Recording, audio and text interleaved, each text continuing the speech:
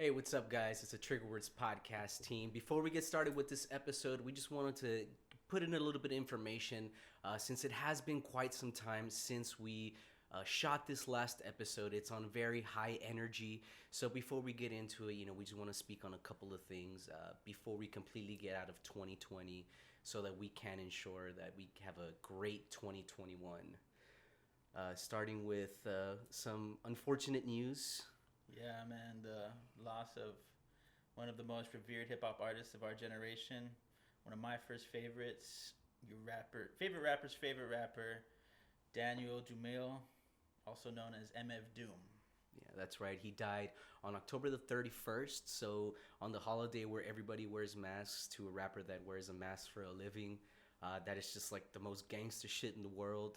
His wife didn't announce it until New Year's Eve, so it was kind of a bum out to go into 2021 with that sad news.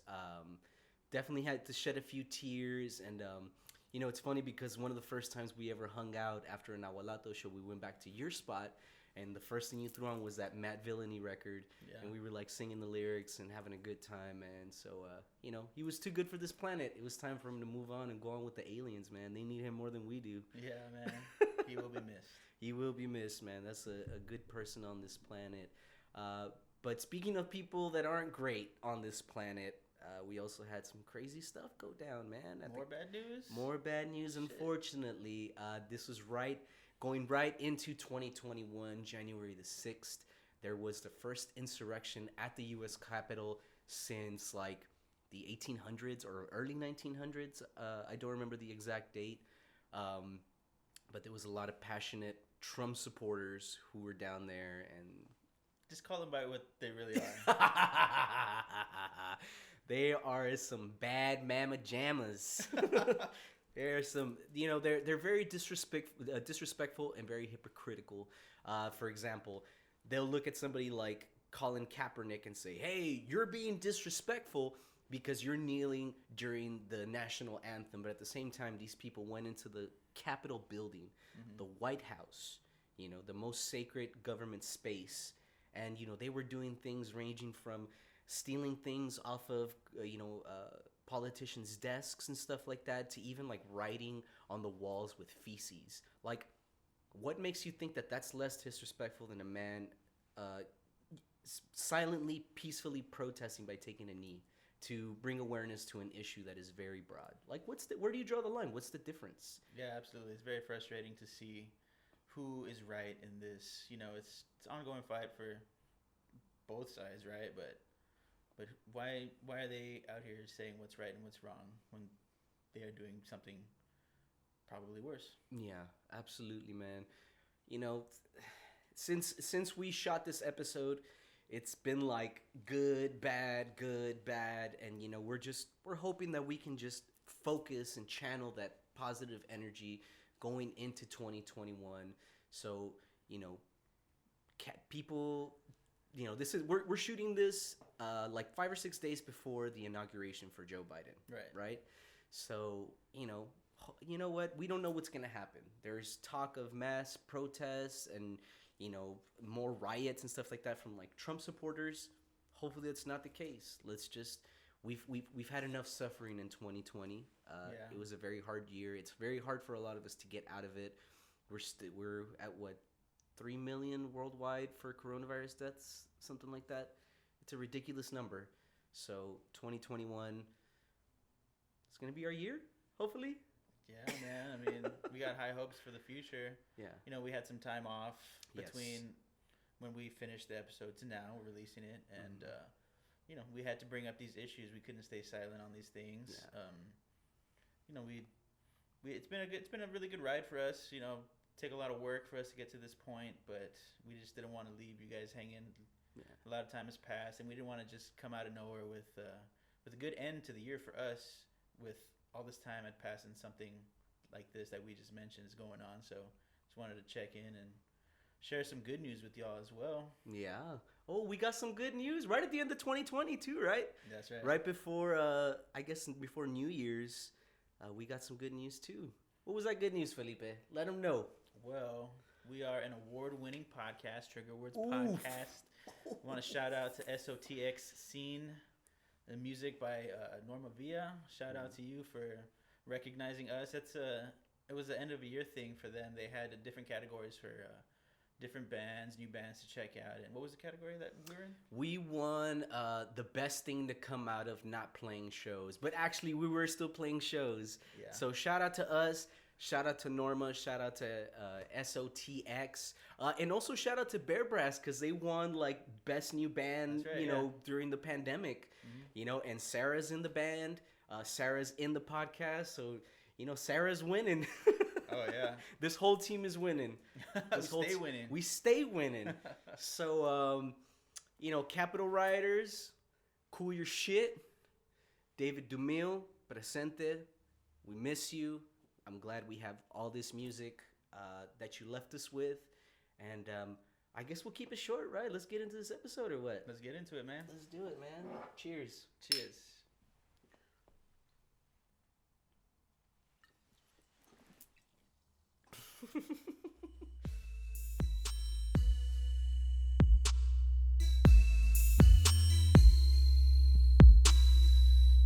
Coming to you from Galactic Womb Studios inside Casa GTO. You are now tuned in to the podcast by creatives, for creatives, music nerds, weirdos, outcasts, misfits, and high-frequency humans. If you are out of place in outer space, you've landed, baby. Welcome to the Trigger Words Podcast.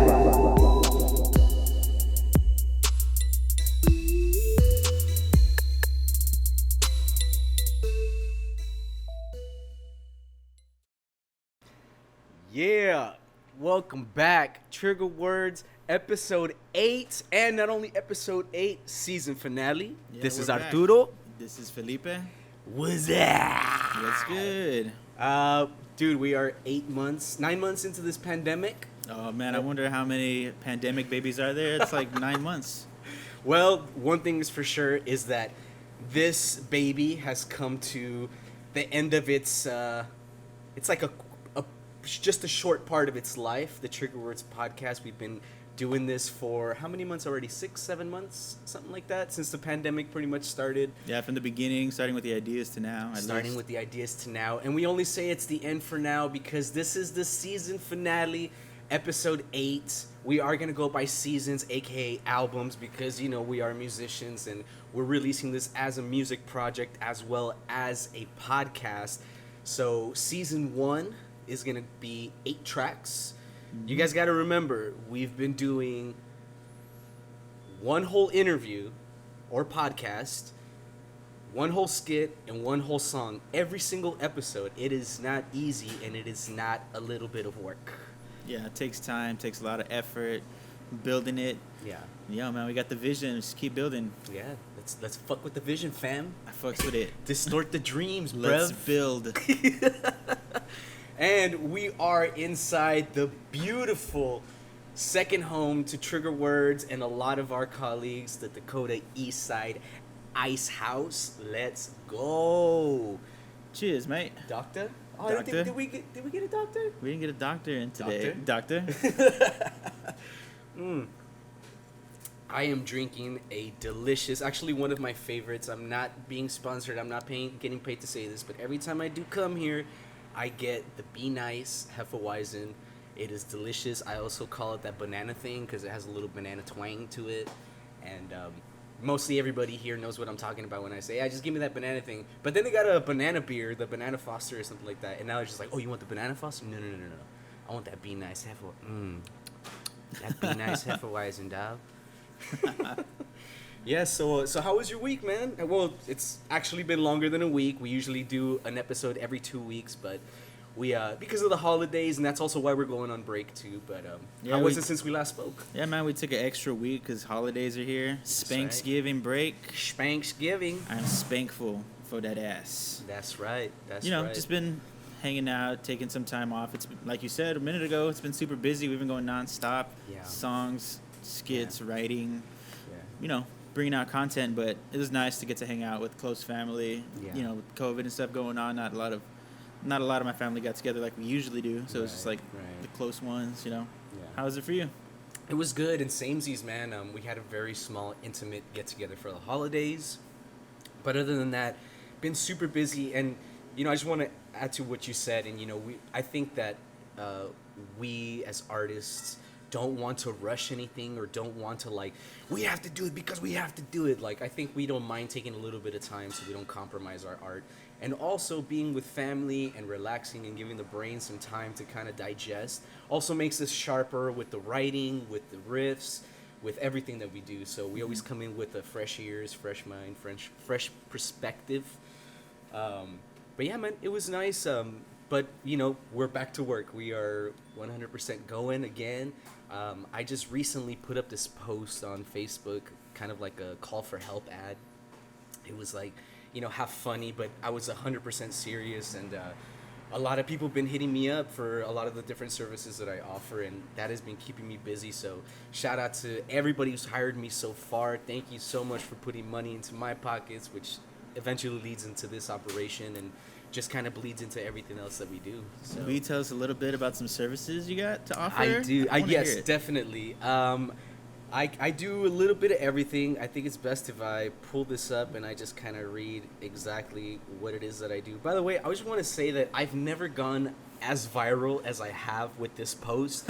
With all my music stuff, since I started, you know, 10 years ago or so, doing music stuff and having social media at my disposal, nothing has ever been commented on quite like this. Nothing's been shared. This got shared, let me check how many it is, right? 21 times. This post got shared 21 times. And I think it was just because it was good writing, you know? And people were and there's a few people that did hit me up and was like, I'm going to test you on this. So what I said was, the services that I include are custodial, landscaping, lawn care, moving, modeling, remodeling, interior, exterior painting, general labor, pick things up and put them down, social visits, no funny business, and yes, this is a legit business. People get lonely. And yes, I've done this kind of work in the past, especially with older folks. Caregiving, adult daycare with 6+ years experience. That's all 100% true. Catering, culinary, food service, cleaning out large areas like hoarder homes, garages, storage units. Babysitting, baby standing, dog walking, dog sitting. Rap verses for your music. Feature or ghostwriting. And in an asterisk I put, will not respect you if you need me to ghostwrite a verse, but we'll still do it. Also hood therapy, where I'll sit and listen to you while you smoke or drink. Make your significant other jealous, whether it's male or female. Writing apology/congratulations letters. Chauffeur, a shoulder to cry on. Fake kidnappings. Ditch digging, ditch filling, and hanging out with you when your friends ditch you. If you need it, Google my man's Arturo Bars. Google your man's and hit me up. I got you for the services. And which one of those services do you think they've hit me up for? A lot of people need help with landscaping and stuff, like you said. Mm-hmm. Not manscaping, landscaping.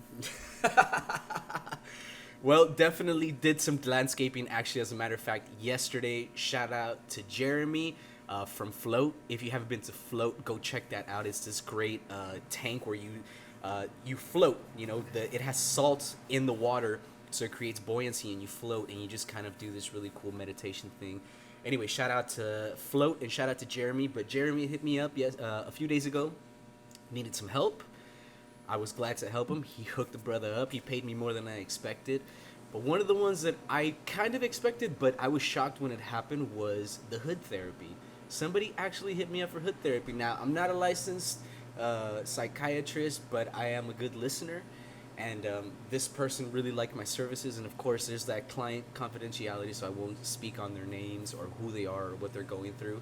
But this person told me that they were lonely and they just needed someone to talk to and hang out with and, you know, work on their confidence and stuff like that. So that's a beautiful thing, man. So hood therapy is one of the things that I did, and I'm like super proud of myself. And I already got like a regular gig with this person, so I'll be seeing that person very soon. Probably like on a weekly basis. That's good, man. Everybody needs someone to just listen sometimes, so I'm sure they really appreciate that. Absolutely. And thanks to everybody who has been listening for all 8 episodes. This has been a super fun ride, and we're not done yet, but we are nearing the first installment of the show. I also do just want to bring up that on the 11th here at the Dakota, Bear Brass will be playing. They're going to be doing like the Bear Brass Orchestra. Sarah, Luis, Ryan, Andrew, all the guys doing their thing, and a few extra people as well. December 11th at the Dakota. December 11th at the Dakota. Which is where we are right now. Yes, sir. And Felipe, you just dropped an album. Yup, You that's dropped right. a whole album, bro. That is correct, sir. Tell us a little bit about the album, man. 10 tracks of the indie variety. Hey, thank y'all for listening. The response has been greater than I would have ever expected. I want to give a shout out to Anthony, man. He really helped me to put everything together, recording with his equipment and his ear and his experience recording things. Shout out his recording studio. Yeah, he's pretty much is going official with the name Magnifico Recording Studios. Magnifico Recording Studios. So look that up on Instagram. Pretty much setting up things where we can help out other artists in town who want to record an album or a song or a single. He also has a setup for a live session. Like we can get a band in a room and have them play live, record that live. So we're trying to branch out, trying to help him out. He's helped me out a lot. So shout out Anthony Aguilar for sure. Damn. So yeah, man, with that, he helped me record Hope Bliss. Hope Bliss. My debut single, not single, full-length album. Yeah. It's like 10 tracks. What did you do on the album? I did all the instrumentation. I did guitar, bass, drums, vocals, solos. He helped me out with some keys. He threw some keys on there. But Who wrote your lyrics, bro? I wrote the lyrics as well. Who played your drums, bro? I did. Who played your bass and guitar, bro? It was I.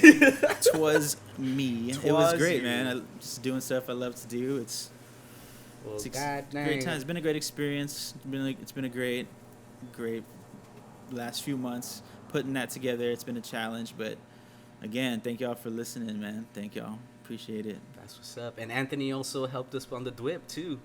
That's right. He He recorded did, man. us and he helped mix and master. So The Drunken Wizards impersonating physicians. That's us. Yeah. Just mad scientist shit. He helped you to get your vocals to pop. Yep. We were doing all that stuff on my phone, and we included him so we can get his badass microphone to get your vocals to come out more. And it's good, man. It's been a great thing, man. Either way, it's been a great experience to have the chance to put some things together. I love collaborating and making new music. Hit him up. He fucks with the vision, fam. And what's good, man? I saw that you released the single for the Oof. The first single, man. The first single. It is coming very soon. I'd like to do it actually by this month. I would like to release it this month. I don't know if I will, to be honest with you, because I got a lot of work to do. But I'd like to release it around the 19th or the 20th, because that's I can't remember what day it was. I'm sorry, Ethan, but that's Ethan's birthday. I was thinking about dropping him because he has a lot of the beats on there, Yeah. along with Luis, aka Silencio. So it's gonna be something that I've been working on for a couple of years. Actually, I've just been really nitpicky and just only writing when I feel inspired for this one. I haven't forced myself to write on this one, and that's part of the reason why it's kind of taking a little while. I'm a slow writer. I'm a good writer, but I'm a slow writer. But I did release Rubber Waves, and I'm super happy with it. And everybody, like, I have some homies that I haven't talked to in a long time, like musical homies, and like I posted it, and they were just like, "Now this I like," and I was like, Yeah, "Oh, I man. finally got one." Yeah, man, y'all gotta check that out. The OOF, The OOF. acronym for Ultra Frequency Faculty. That's right. The single That's is called Rubber Waves. Rubber Waves. Available now. Spotify, Rebotando. Apple Music. Check it out. So dope. I love it. And YouTube, man. YouTube has some good YouTube money. You know what I mean? Come on now. So, also, I just want to remind everybody, while we're on our break, please keep coming out to the Dakota on Thursday nights for the Luis Gonzalez Trio Jam. That's still going on. Probably not for the holidays, but we will still have it going on. And also at Jaime's on Wednesday, you will be... they still will be having the jam on Wednesday nights, and I actually I played hooky for like the last hour at work a couple of times, and I popped in to either the Dakota or to Jaime's, And I just want to say that, excuse me, it's been great to just pull up, stone cold sober, and walk in and just see a bunch of drunk musicians like already on the wave, dude. Like it's kind of strange to be sober and be around like tons of like, especially musicians that are just hammered. It's like hilarious, man. I had such a blast just kind of watching everybody and just laughing my ass off, dude. These guys are crazy, man. These guys are crazy. So please keep checking it out. Please keep coming out to the Dakota and to Jaime's for the jazz jams. These are super important. Santiago Jimenez Jr. showed up like super random on Wednesday to Jaime's. That's cool. That's crazy. So, you know, you might not, you never know who might pull up and just start doing their thing. Shout out to our new friend Shell. He's a drummer that I just met. Super talented drummer, man. With the brushes or the sticks, man, the dude is just insanely talented. Other than that, just moving on to some really quickly, some world news, man. You think Donald Trump's gonna let the crown go or what? He's gonna have to. You think he's gonna undock it? You think he's gonna undock his dick? He's really good at inspiring that fear in people. He'll say something like, "Oh, I'm not gonna give up power. No way." And it's like everyone's like, "Oh my God, did you hear what he said?" It's like, he can't do that. He can say these things. He's really good at intimidating, but I mean, when it comes down to it, he's probably going to jail when he's out of office. Yeah, I really hope so. I really hope that that's the scenario, because he's like, "Oh, I'm running in 2024," and I'm just thinking to myself, well, are you gonna make it to 2024 like not being behind bars? But at the same time, I feel like he's such a master of like postponing court dates. You know, yeah, he's just I just can't. He just always has an excuse. He's like so quick with it. He's like got enough money too. It's like when he was like was supposed to denounce like white supremacy, and he's like, "Proud Boys, stand back but stand by." Like he's just so like he's like impressively evil. You know, it's like impressive. It's a trip to me how like people listen to every word, hang off of every single word he said. Like whether he meant to say that or not, if he didn't, people took it literally and we're like waiting, you know, standing back and standing by. It's like, man, whatever. Well, he said that he prides himself on his communication skills. I mean, obviously his vocabulary is not very. It's bigly. It's not very bigly, but man, he does talk his ass off, and he would just blah blah blah blah blah. It's all litigation. It's all like. That's how you win. It's all left turns and right turns and ups and downs, and he just takes you down this little maze, and you don't even remember where the fuck you started. You know. It's smart, but it's fuck Donald Trump. Fuck Donald Trump.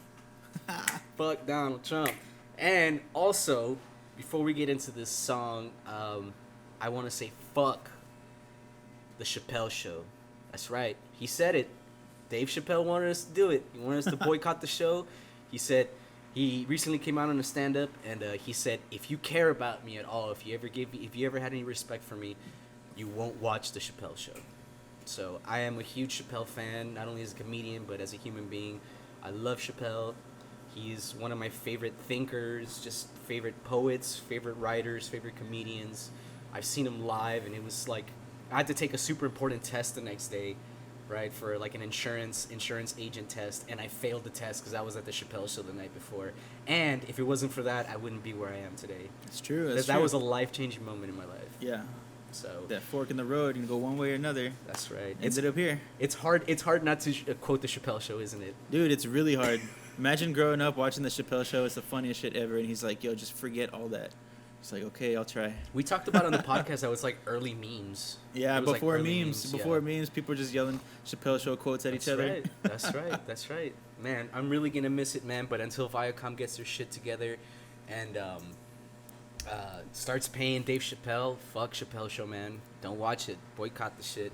And one last thing I'll say about that is him and Joe Rogan were going to do 5 nights in Austin because Chappelle said he was going to be here for a few weeks in Texas, just doing stand-up and just kind of hanging out and stuff.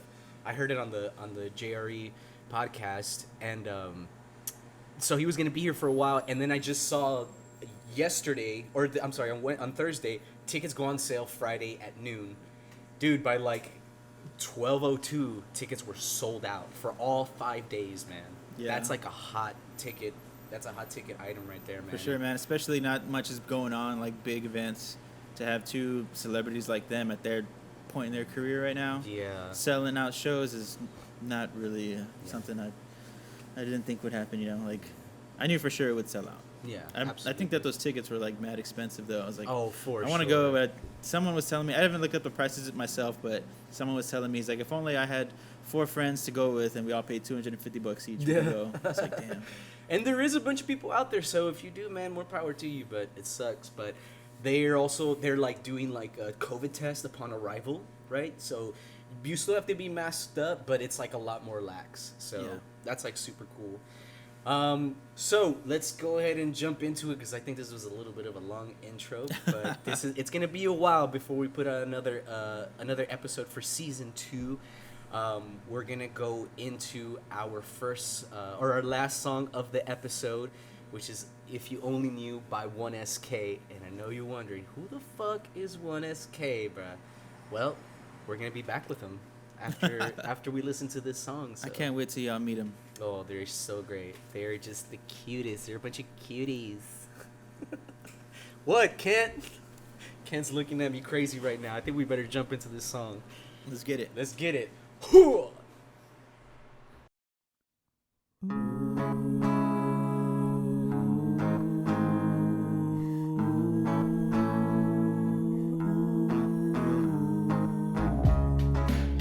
If you only knew, if you only knew, if you only knew, if you only knew how you make me feel. If you only knew, if you only knew, if you only knew, if you only knew that I hate your guts. Mask off, fuck it, mask off. I don't want you in my future. Uproot the pain you have inflicted unto me. You're a goddamn cavity. Need something strong in a glass or a bong. When I'm around you, it's the same old song. One shot, just one shot, just one shot. Then the morning comes. One shot, just one shot, just one shot. Then the morning comes. If you only knew, if you only knew, if you only knew, if you only knew how you make me feel. If you only knew, if you only knew, if you only knew, if you only knew that I hate your guts.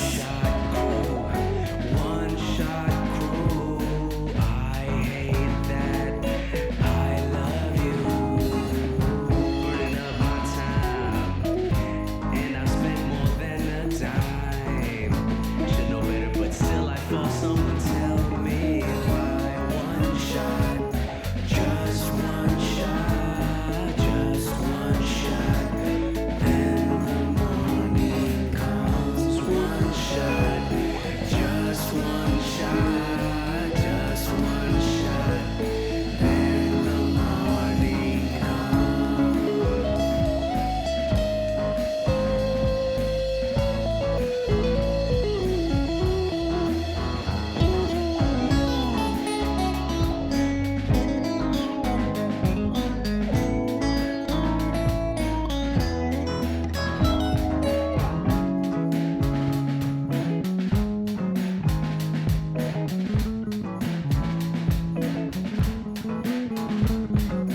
One shot crew. Say we going out for one, but we end up drinking 2, 3, 4, 5, 6, 6, 6. Thought it was a quick fix, now I'm deep up in the mix. I should've known something was up when you called the Uber. You said one shot, don't be a party pooper, and I obliged. To my surprise, we caught a buzz and a mighty good time.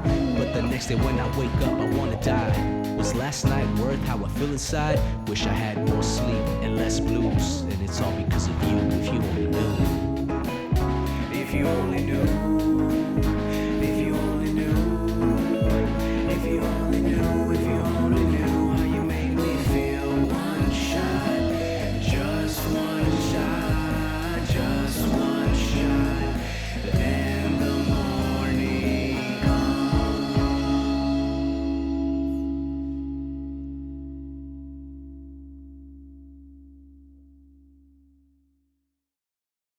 welcome back to the Trigger Words podcast. Holy shit, I cannot believe it. Here we are with the 1SK, the One Shot Crew. Everybody, please introduce yourselves, starting from this side of the room. Whatever we're in. Hello, my name is Luis. Luis. I am Arturo. To his right is Sarah Rocha. And I am Felipe. Wow. This is weird because we're the artist and the interviewee and the interviewers. So we're just going to try to do our best with this. Feel free to step in, talk your shit. I'm just, I want to give a shout out to the Paris Hotel and Casino. We're here filming live in Las Vegas. I want to thank you for letting us use your VIP suite. It's very nice of the people here. Gerard, thank you. We're next Thank to you, some fancy artwork right here. How much is this piece right here? Somebody told me it was like a insane number. Yeah, it's insane. It's pretty insane. It's up there, right? Yeah, it's like up there. like more than 10K.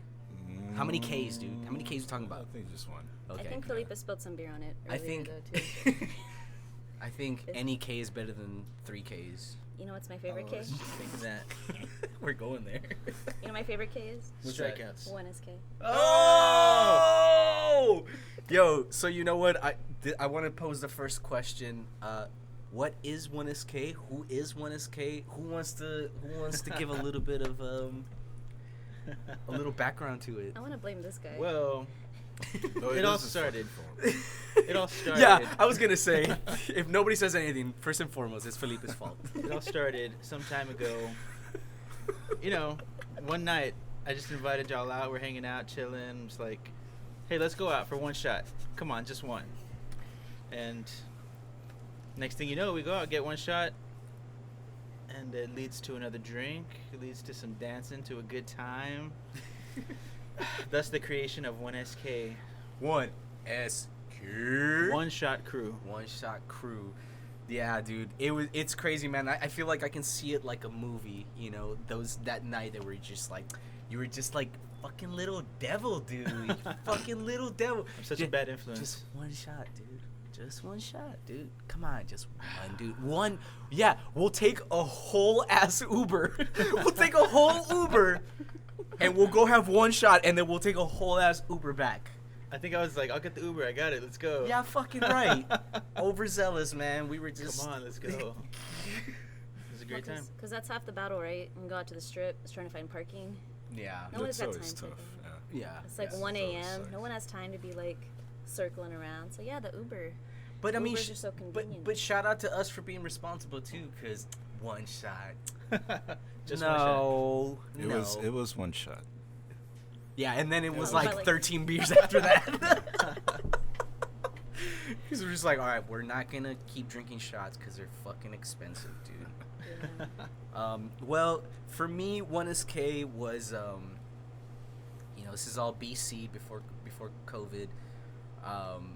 I feel like 1SK for me represents a group of musical friends that it's kind of like people that work at a restaurant going out to a restaurant. It's like musicians going to go check out music and going to go like almost like recharge our musical creativity meters and just, you know, trying to create things that we can put into our music. You know, how many songs haven't come out from 1SK nights?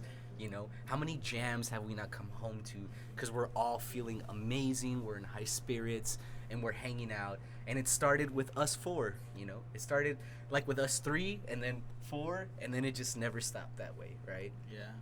So it's a really beautiful thing for me. It's just, it was a nice bond that we all got to share and hang out and go drink. And then, you know, the music shortly followed. So that's what 1SK means to me.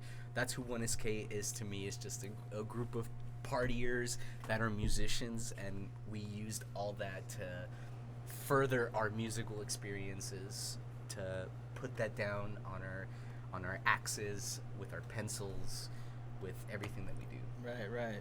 So, Luis, what's your craziest 1SK memory? Fuck. What is the craziest? If you can even remember, because we were always fucking hammered. It had to be that night when we went to Francis Boxhead. And then we went went to Jokesters after that. So I had a iTunes. I had a different Wait. memory of like So- our first times, but he was just reminding me about this. He says this is the This first is time. the first. Which night. is Jokesters? Jokesters is the one right there on Alamo. Is it right there? Yeah, right next to and Bar you played America. Bear Bra- you Yeah, played with you Bear all played Breasts with Bear there. Breasts. You there. went there? Yeah. For what? Wait, I'm sorry. You're gonna have to. You know what? You're gonna have to remind me, dude, because What on I'm earth? a little hazy. I remember the Francis box. Dude, I remember going there with girls. No, it was with us. Those you guys? Yeah. I think they're building something outside. Yeah. The Eiffel Tower is Oh, coming yeah. down. So they had to put up some, or at the Paris Hotel and Casino. They're rebuilding the top part, kind of We're got on- loose. we're so on if you hear site. that. We're on site. It's like sounds like somebody's kid is acting up. Yeah. Sorry. So tell us about that night. So we go to Francis Boxside. We get an Uber there. You know, one shot. Cool. So then we're like fucking just going at it. And this is cool because that was the first time that you were talking about doing this podcast. Oh, really? Yeah. I remember you Do set me. tell. I remember you set me aside, and it was like, all right, dude. Like, you know, I have this idea about getting local musicians to come in and doing all this, you know, talk and stuff like that. So, and now y'all are doing this. So we're in the season finale, dude. Yeah, and it's 8 episodes in, and it's fucking great. Only 86 episodes later. Yeah. Season finale. Yeah. So yeah, after that, I remember going to Jokesters, and then after that, I don't remember a goddamn thing. You know what though, man? I do miss those Uber rides. They're always different. Yeah, yeah. That's why with the skit that, you know, to the date we haven't really worked on yet. That's why by the way, if this is news, the skit is gonna be for this episode, an Uber drive that we took. It's gonna be based on true events Alright. from Uber rides. So we're gonna have a crazy Uber. So should we driver. go into it or no? No, we Save already it for we already later. did it. We already did it. Like speaking in terms of how the episode goes, we heard it. We just. Oh wait, no, or we're going No. into it. How many beers have you had? There's gonna be a skit. Let me tell you Beers something. had. There's gonna be a Let's skit. get this on this production thing. manager up here. Oh yeah, Straighten the us skit is out. after this. Yeah. Let's regroup that though. All right, yeah, so crazy Uber drivers. What is your crazy Uber driver experience? We'd like to know. We don't do that? We're not live? No. Oh Ready, shit. ready, Hey, right now, guys, we're gonna read some live comments off of Twitter. Yeah, right. Cállate. Does anyone else have a crazy 1SK thing they want to talk about? A crazy memory that they want to share? I was just saying that I do miss those Uber rides. You know what I mean? I know that you've had some conversations with some of those Uber drivers about things. You know, we'll be sitting in there. The beginning of the night is very chill. Usually we'll be getting into the ride, smelling all good, ready to go out and stuff. You know what I mean? And sitting in there and it's like, hey, how's it going, man? How you doing tonight? Is this the start of your shift, the end of your shift? Cool. You know, we're calm, collected, just like being friendly. At the end of the night, it's a different story though. It's like, hey man, how's it going? How are you doing? Turn up. Feeling all good, you know. Yeah.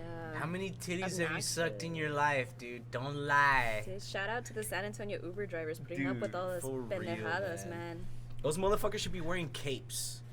Because they're fucking heroes, man. They really are. Imagine all the DUIs that they got people out of. Imagine all the accidents that people could have died, ruined their lives, killed somebody. One of the worst things in DUIs is when the driver is drunk and they have a passenger with them and they live and the passenger dies.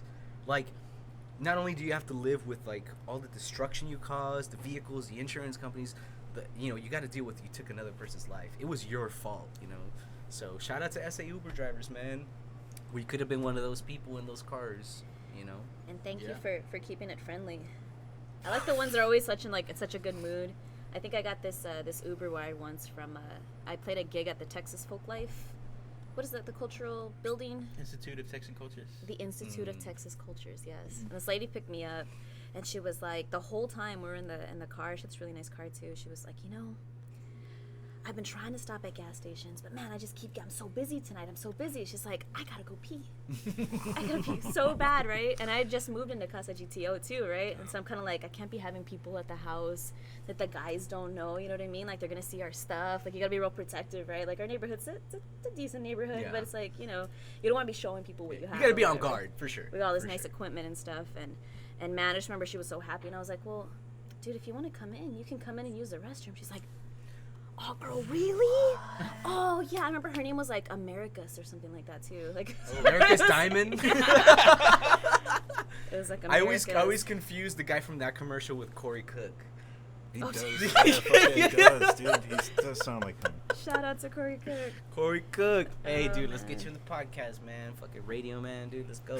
It's really funny though how like back in the day it's like don't talk to strangers on the internet and do not get into a stranger's car. But now it's like You do get it. on your phone and hail a stranger to Yeah. get in a stranger's car. They're gonna take you somewhere. Hopefully they get you where you're going.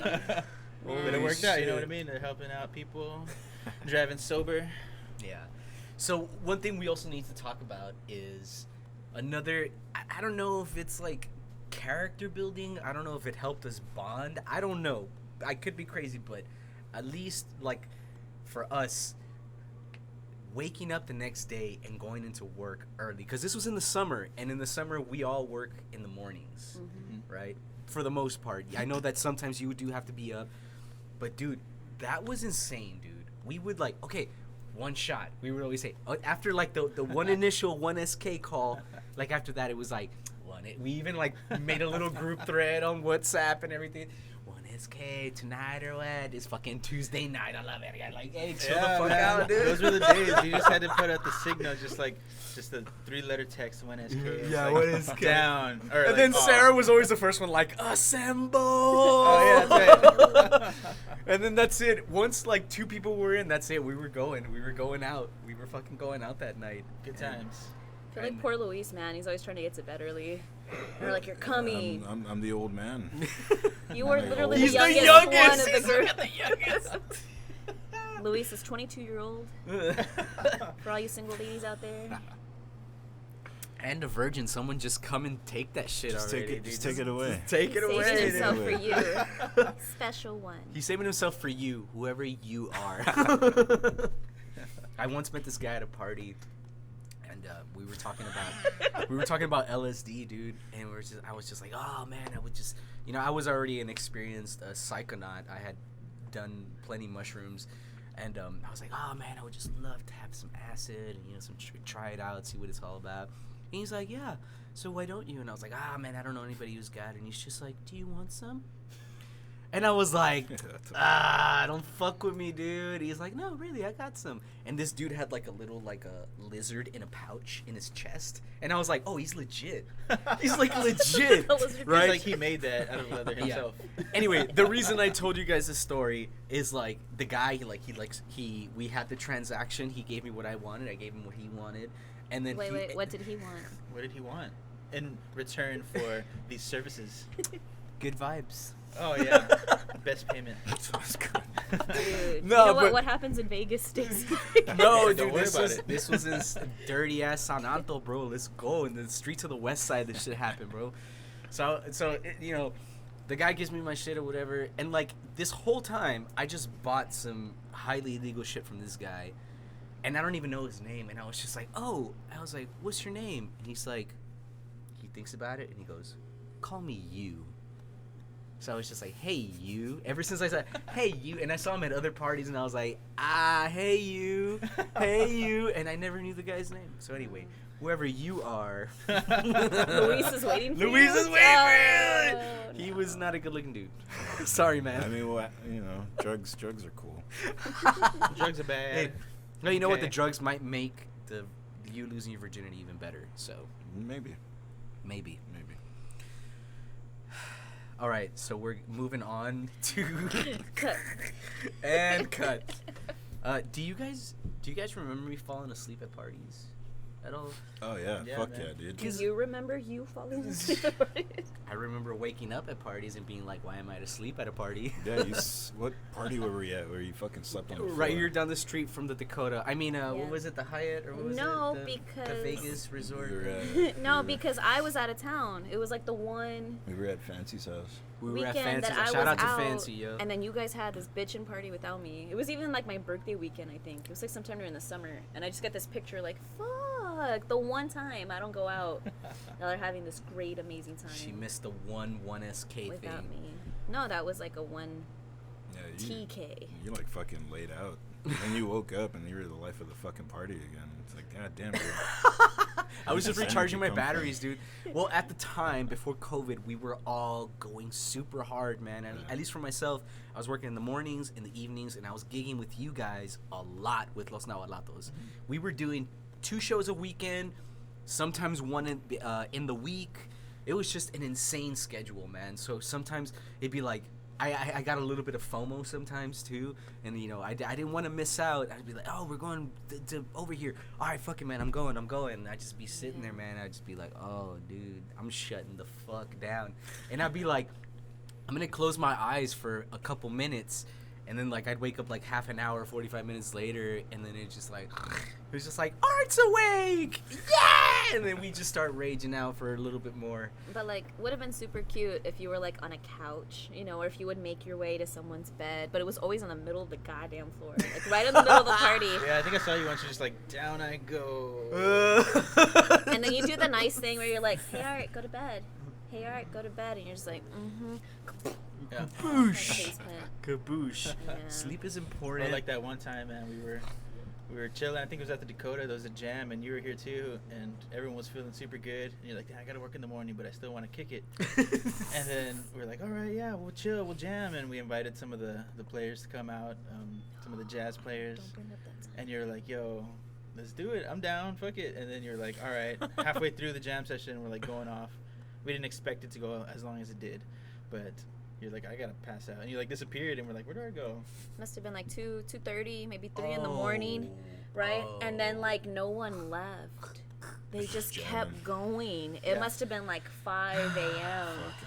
And we just kept going. And then like the next morning, Art's just like, you know, Sarah, we're gonna have to talk about this whole staying up late kind of thing. I mean, the jam sessions are cool. Like, I think I was the only one that got chewed out though. Like, Flip gets away with everything. How is that possible? He's like the innocent one all the time. And I think he was the one with me, like, yeah, let's go to the house, fucking jam. Like, So what I remember is I came home. I knew I had to go to work in the morning, and we had already been one can for a grip. We were going hard, and I just remember this night I was like, I'm gonna go out for a little bit, hang out. Okay, cool. Let's jam for a little while. I thought we were gonna jam for like tops 30 minutes an hour, and we were gonna shut it down because it was like 3 in the morning, dude. And then like I was just like, and then I got off the drums, and I was like, all right, guys, I'm going to sleep because I have work in the morning. And I went in just a few feet away from the drum set to my bedroom because the jam room is right next to my bedroom. And I thought it was over. I thought everybody was gonna hang out. I was like, you know what, I can sleep through people just kind of like talking and hanging out and drinking until everybody dies out. And instead, the whole night was just like boom, digga digga do got, digga digga do that, digga digga do ba ba ba ba that, but digga do got, digga digga digga that that ba ba ba ba ba. but let's do that longer. No, longer. like in the bedroom, right? Oh my God.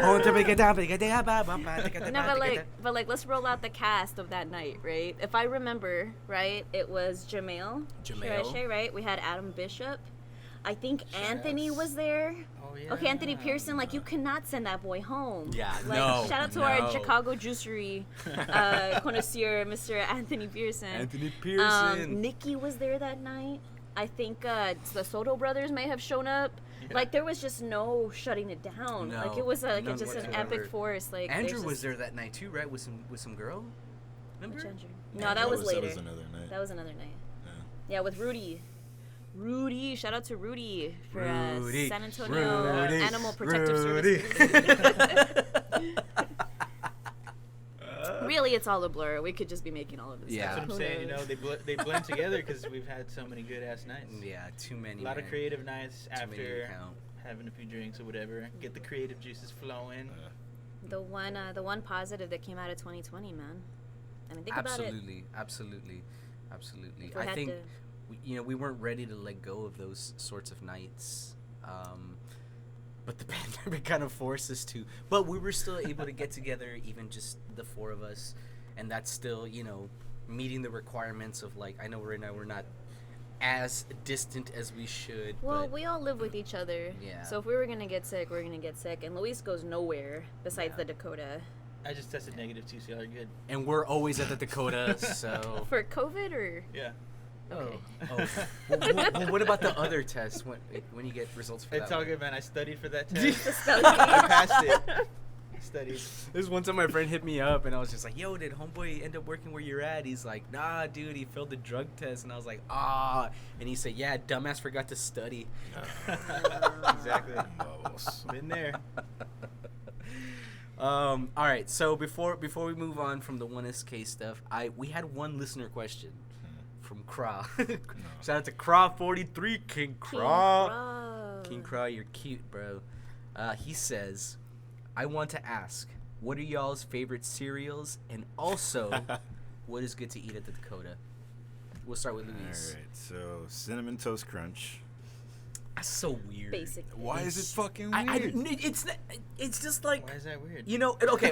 It's not weird. It's unique because I would have never expected anybody that I know to say cinnamon toast Dude, it's crunch. like French toast, but little. Yeah, It's little French toast.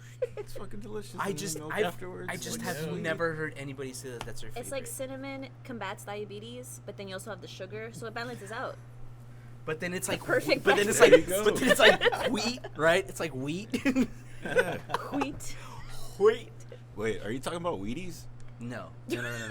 Okay. Hey, buddy, know you I didn't- know my cereals, Okay. We buddy. know you didn't grow up with a lot of special stuff. We All did right, it. We so did it. You cinnamon know what? toast is- Oh. That also might be a part of it. Is that's just a cereal that was just like on the top tier of like the cereal chains, at least for us, right? So that just was never. Yeah, not on the honey O's. The honey Nah, O's. dude, I'm talking or about, the, like, dude. I'm talking about The honey strictly. bunches I of had oats? nothing but cornflakes, dude. No, Cornflakes. Cornflakes. With Put sugar on it. Yeah, you have to put the sugar on it. The cornflakes with the Did sugar. you have dude. sucaritas That's or bomb. Sucaritas, I did have sucaritas when I was in Laredo. You know, when I was in Laredo, I had lots of sucaritas because they have a lot of off-brand, foreign-brand shit over there for Big sure. bags. Sucaritas with a little Valentina on top. Oh. Get some fresco. Eat breakfast. Can I get some cilantro cebolla? Yeah. It's like with fucking Lucas and shit. I feel like it's all about tajin now, but but the fucking OG shit, the shit we used to snort and smoke was fucking Lucas, bro. When you ran out of chips, instead of avocado toast, it was just avocado on the sucaritas. Avocado slices. A little bit of chili flakes. We the use original we use the hipsters. sucaritas like chips and we dip them in our salsa. Just keeps breaking. So, what are y'all's favorite cereals? Oh, Sarah? wait. It Wait. was favorite cereal and And what's your favorite thing at the Dakota? No, so I always get the brisket tacos. Oof. Oh yeah, Honestly, that's So- solid. So recently, it is really good if you haven't had it. So recently, they started putting egg on top, oh, and that's like the best fucking shit I've had in a can't while. do that dude. to us, cat. What the It's fuck? like fucking dude? delicious as fuck, dude. Oh, and that sounds it's pretty great. fucking great. Shit. I'm fucking hungry again. Damn it. Damn it. all right. Favorite cereal, I have to say, and there is a difference. The knockoff Cocoa Krispies, the one in the big ass chingon bag, Cocoa Krispies. and then it turns your milk Ooh. into chocolate milk. Fuck Yeah, That's the love that. shit, man. But it has to be the knockoff brand, the one with the little Flintstones on it. It's good, but it doesn't slap the same, dude. The acoustics are not the same, And bro. the box in the bag is like so small. It's so small. I want that big old pouch, man, because Yeah. I'm gonna serve myself 3 or 4 bowls like it's fucking menudo night, bro. Yes. You know what I'm saying? Like it's It's cold like out. The cauldron is like. Oh, Get some- shit. Ooh, when it gets like good and soggy crispy. Yeah. Oh, you fucking know what I'm talking about, dog. Yeah. So for sure, Cocoa Krispies, with banana. That's my thing fuck too. yeah. I like it with banana. Stepping it up here. I like it whoa. with banana. So sorry, I had to hitch got out to. with it. I had to hitch out with it. But as far as from the Dakota, what I love to eat here, honestly, all the tacos are great here. Yeah. The shrimp taco, the Asian taco. The Asian taco is probably my favorite. So I'm probably gonna go with Asian taco, but you can't forget about the pork and queso, man. It's just so damn good. You know what I mean? It's just like all the worst things in the world for you, but god damn if it doesn't taste the way sex feels. Damn it. I would never know. Please, Poor someone Luis. help our boy. when they hit up my man. If you're out there, his phone number is 512-643. He does take calls What's the after 10 rest of it? p.m. What is it? Sarah, what you be snacking on? What's the OG cereal for you? It's like, I like oatmeal. Yeah. Oh, that kind of cereal. No, I think when I was a kid, because of the commercials, right? Like the holy grail of cereals was like Lucky Charms. If you could get your parents to buy you a box of Lucky Charms, I'm a little older than all of y'all, but Lucky Charms was that was like the Barbie of cereals. That was the Hot Wheels, the G.I. Joe. It was like, we got Lucky Charms, right? Yeah. But then I actually got them, and this shit sucked. The marshmallows were all crunchy. You know, you Yeah, have to it's wait like for them hella to crunchy. get. You know what? This is not as great as the little green guy told me it was gonna be. And then all of a sudden, these 3 little guys, Snap Crackle Pop, came out with Rice Krispie treat cereal. That's pretty good. Oh, Rice Krispie treats. Oh cereal. my god! Yes. I don't even think that's still on the market, but that was the last memory I have of just being like, this box is so good, and just oh mom, give me another box and give me another box. It had so much sugar in That it. one with the collagen for It was shades. so freaking good. It's the only cereal that gives you a fucking drum solo every time you put more milk on. No, yeah, me and my brother got down on that so bad, so hard. Rice Krispie treat cereal was the best cereal, and then por chiflada, right? Cookie Crisp.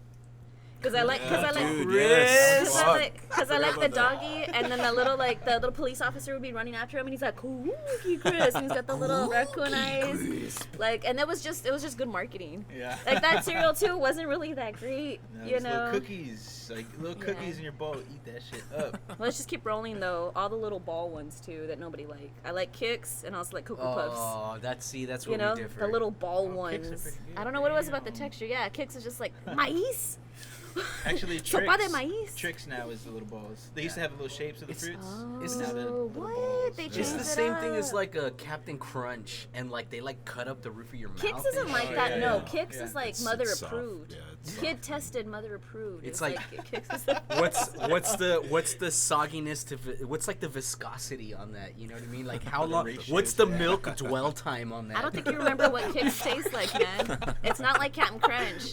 It doesn't give you the film on the top of your palate. No, Kicks Yikes. was solid. That was you can make a little wreath for your Christmas tree out of Kicks. You know, you put a little hilito and you would decorate it. That was a commercial Didn't too we that make they necklaces Your out of those necklace, when we were in yeah. kindergarten? Yeah. Cocoa Puffs was great too because it had that same chocolatey dispersion or whatever. That's what I could get my parents to buy, even though all I wanted was Rice Krispie treats. That's just a texture I'm not too interested in. Sarah, tell us what you like here at the Dakota. Man, all right. So I try. This is not really bad. I try not to eat at the Dakota as often as possible, just because when we first started here, I went all in, and I was like brisket pizza, brisket tacos, everything, macaroni with brisket, sashito peppers with sausage, Ooh, yeah. all the freaking I went so hard on the food, and then after the first month, I was like, dude, I think I'm gonna gain some weight. Oh, this is damn. not healthy. My It's arteries, rich. everything started Very just feeling rich. everything is a guilty pleasure here. Everything is so decadent, so delicious. Absolutely. But this past Thursday, we had the jam on Thursday, yeah. This past Thursday, no, yesterday, Friday night, played with Francis Oh, Strombo. right, yeah. Shout out to Francis. Francis, John you're Fernandez. Cute. John, you're not cute. I ordered the bratwurst and sauerkraut. Super simple plate. that sounds It is a good. plate of sauerkraut, and I thought they were just gonna give me the bratwurst, but they gave me a Polish sausage and the bratwurst, and then they kind of slice it up in little Getting rajitas. heartburn, dude, or what? That sounds amazing. And then, wow. and then the best part of it is that they toasted the shit out of it on both sides, so it was nice and crispy, perfectly warm, with a little cup of what's that mustard? No, the other one, brown mustard. Ooh. With a little cup spicy of brown mustard. They have that right now. Spicy mustard. brown Yeah. mustard. That's just it. Let's order it up. Order it for the table. Spicy But brown, man, dude. with a beer, and then we're outside, and they're cookando, they're making the fire and stuff, and man, that was it. I died. I didn't want to play anymore, so I didn't. So we just called up everybody. The guy that makes fish and chips got up and played a whole set on Ariel bass. showed up. Ariel showed up. She Ariel. started singing. Yeah. I refused to go back up because I was just Yeah. Kent killed me. All He comfortable and cozy, Return of the Mac. full and merry. Nice. Felipe, Right, Felipe? what you got, man? You gotta start with Craw. Great question, bro. Goddamn, we're You like got us 30 talking. minutes into this shit. Yeah, we got us going here. And actually, my favorite since I've been a kid, and I haven't seen it in a long ass time, is King Vitamin. Oh, Do y'all remember that one? Fuck yeah, dude. That shit is bomb. Yeah, that No, red I don't box. remember What is Delicious. that? It's like King Vitamin. it's very similar to what Captain Crunch's the yellow pieces. Oh shit! Yeah. Oh, I don't remember. I love I can that. taste I love it that right now. flavor. It's so good, crunchy. I don't care if it messed up the roof of my mouth. It was like worth it. You know what I mean? Haven't had it in a long ass time. It was but like one of those puffed wheat ones, right? yeah. Oh. What would you yeah. do? What would you do if you met a girl? Like, are you familiar with Lip Smackers lip gloss? Mhm. Right? Like, and then they have like different flavors. Sometimes Yeah. like Dr. Pepper, Big Red, like cookies and stuff. What would you do if you met a girl who had a lip gloss flavored vitamin? What is it? King Vitamin flavored King Vitamin lip gloss. flavored lip gloss. Yeah. I would What wipe her that up do in to an you? instant and be like, hey, just hop in my bowl of cereal here, please. All right, lonely girl out there, you're looking for a beautiful man. I'm trying to eat that Make bowl that of lip cereal, gloss. girl. Lonely girl. Ooh. But my favorite thing to eat here at Dakota, it's always the go-to for me is the beefy. What's That a beefy? That brisket sandwich. What's that got? What's that got? It's I got got a lot of brisket, brisket and here, dude. cheese, Oh, fuck yeah. big ass sandwich stacked with that side salad and chips. Oh man, I'm a sandwich. I'm a sucker for a good sandwich, and that shit's good. You like a large amount of beef in your pan Am I sick? all together. Beautiful, man. He's like, I like girls that say this pussy tastes like King Vitamin. Oh, is it? Hey. It's like Call fuck her that Queen Vitamin. fuck that pineapple shit. You know, some girls are like, I'm gonna eat a bunch of pineapple and I'm gonna go on Yeah, my date Guys, tonight. you guys too. Fuck actually. that, it's King Vitamin hour. Yeah, and it's just like, Where's oh she my at? god, Where your you at, girl? juices taste like so sweet. That's bullshit. Tastes like straight up ammonia. She peed on you, fam. You know what I did to the roof of his mouth? Too much. We're gonna have to get some food in y'all pretty soon. Yeah, we are. Thanks Well- for that question, Carl. That shit was badass. That was a good question. man. Craw, you did it again, you crazy bastard. All right, so we went in from 1SK, so 1SK happens, and then fast forward to present day. Here we are at the Dakota season finale. Something that took a lot of work from the four of us because Luis was here helping us out with a lot of things. We had a lot of questions for him. He came in and he was always the one that was very quick to kind of fill in a slot that we needed him to. But we from 1SK jumped into trigger words, and it was only because the pandemic happened. We were spending a lot of time with each other, and we're creatives. We need to go. We need to create. We need to do our thing, and we just need to constantly outdo the last things that we did. So we really challenged ourselves, and we created this podcast. And here we are on the season finale, just being a bunch of musicians with a lot of experience and experiences to talk about. And not only that, also friends here doing this shit for the gusto. We're not making any money off of this. We're doing this straight off of our own time, just doing our own thing. As a matter of fact, we've lost so much money doing this. Sarah's made a lot of large investments. No. There's a I lot get of an things. instant return on those investments. Instant return. It's very gratifying doing this, I With gotta love say. and Yeah. You all hate that me. stuff. You hate me. You tell me Yeah, all the not time. my love. Someone Just out there loves General. you. Hey there, lonely girl. Dude, do you remember the last time we were on this stage? Oh shit. Remember the last time we were all on the stage together? You shared the stage with me Yeah, it was as well. It was around this time last year. It wasn't- it during wa- the holidays. It wasn't the time that I dislocated my shoulder. That was the time. That was the time of which I am referencing to. Yeah. Some interesting Sick memories. memories. Interesting memories that night. You remember we had a Marine soldier on call that night, Mr. Vicente Rodriguez. He was here. Chente was here with his dad. They showed up on that Christmas because I remember Art asked me to take him I outside remember because the shoulder this. was all messed up, and then John Shout out to John from the San Antonio. Shout out to John, aka the worst person you want to be with when you have a dislocated shoulder. He was like, no. He was trying to like take over the situation, and I was just like, all right, tell me what to do. And I remember like Chente just being like, Sarah, if you need me, I'm here. I'm like emergency trained. Like he was probably the one person that actually could have helped you better than anybody. And he was just like, I'm not getting in the middle, but if you need me, I'm here. And he just like stood there like, you know, like a true soldier man. I'm so proud of him. He is a former San Antonio drummer, amazing talent. I've known him since he was like 16 years old. His dad used to take him out to the jams or whatever, from the Barmacy to the almost Barmacy one, the Bone Shakers jam. His dad, also Jerry, he also took him out to New Orleans one summer when I went for my birthday with my girls, and he was just like, oh, what are you doing like for your birthday, Sarah? Because Eddie Vasquez had thrown me a couple birthday parties over the summer, and he was just like, no, your birthday's coming up, what are you gonna do? And I'm like, oh, me and my girlfriends are gonna go to New Orleans. He's like, bet, I'm gonna put the family in the car, we're going. I was like, whatever, cool, that's cool. Motherfucker went out all the way to New Orleans. He was like, my son's gonna go play in the street, and there he was on Royal Street with his cajon, like doing his thing, man. Wow. Super talent, super proud of that kid. He's now in the Marine Band, dude. He's touring the world, playing his music, doing his thing. He's gonna come when he comes back to San Antonio.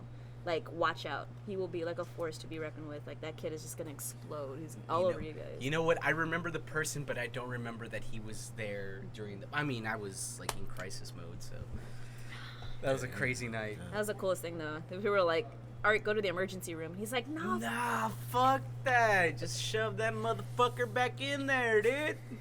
Like if I was a fucking G.I. Joe and it just like, you know, they snap the arm back in. Fuck that. Anyways, so here we are, Trigger Words Podcast. I gotta ask you guys, what was your favorite skit? What's the favorite skit you guys have heard, worked on?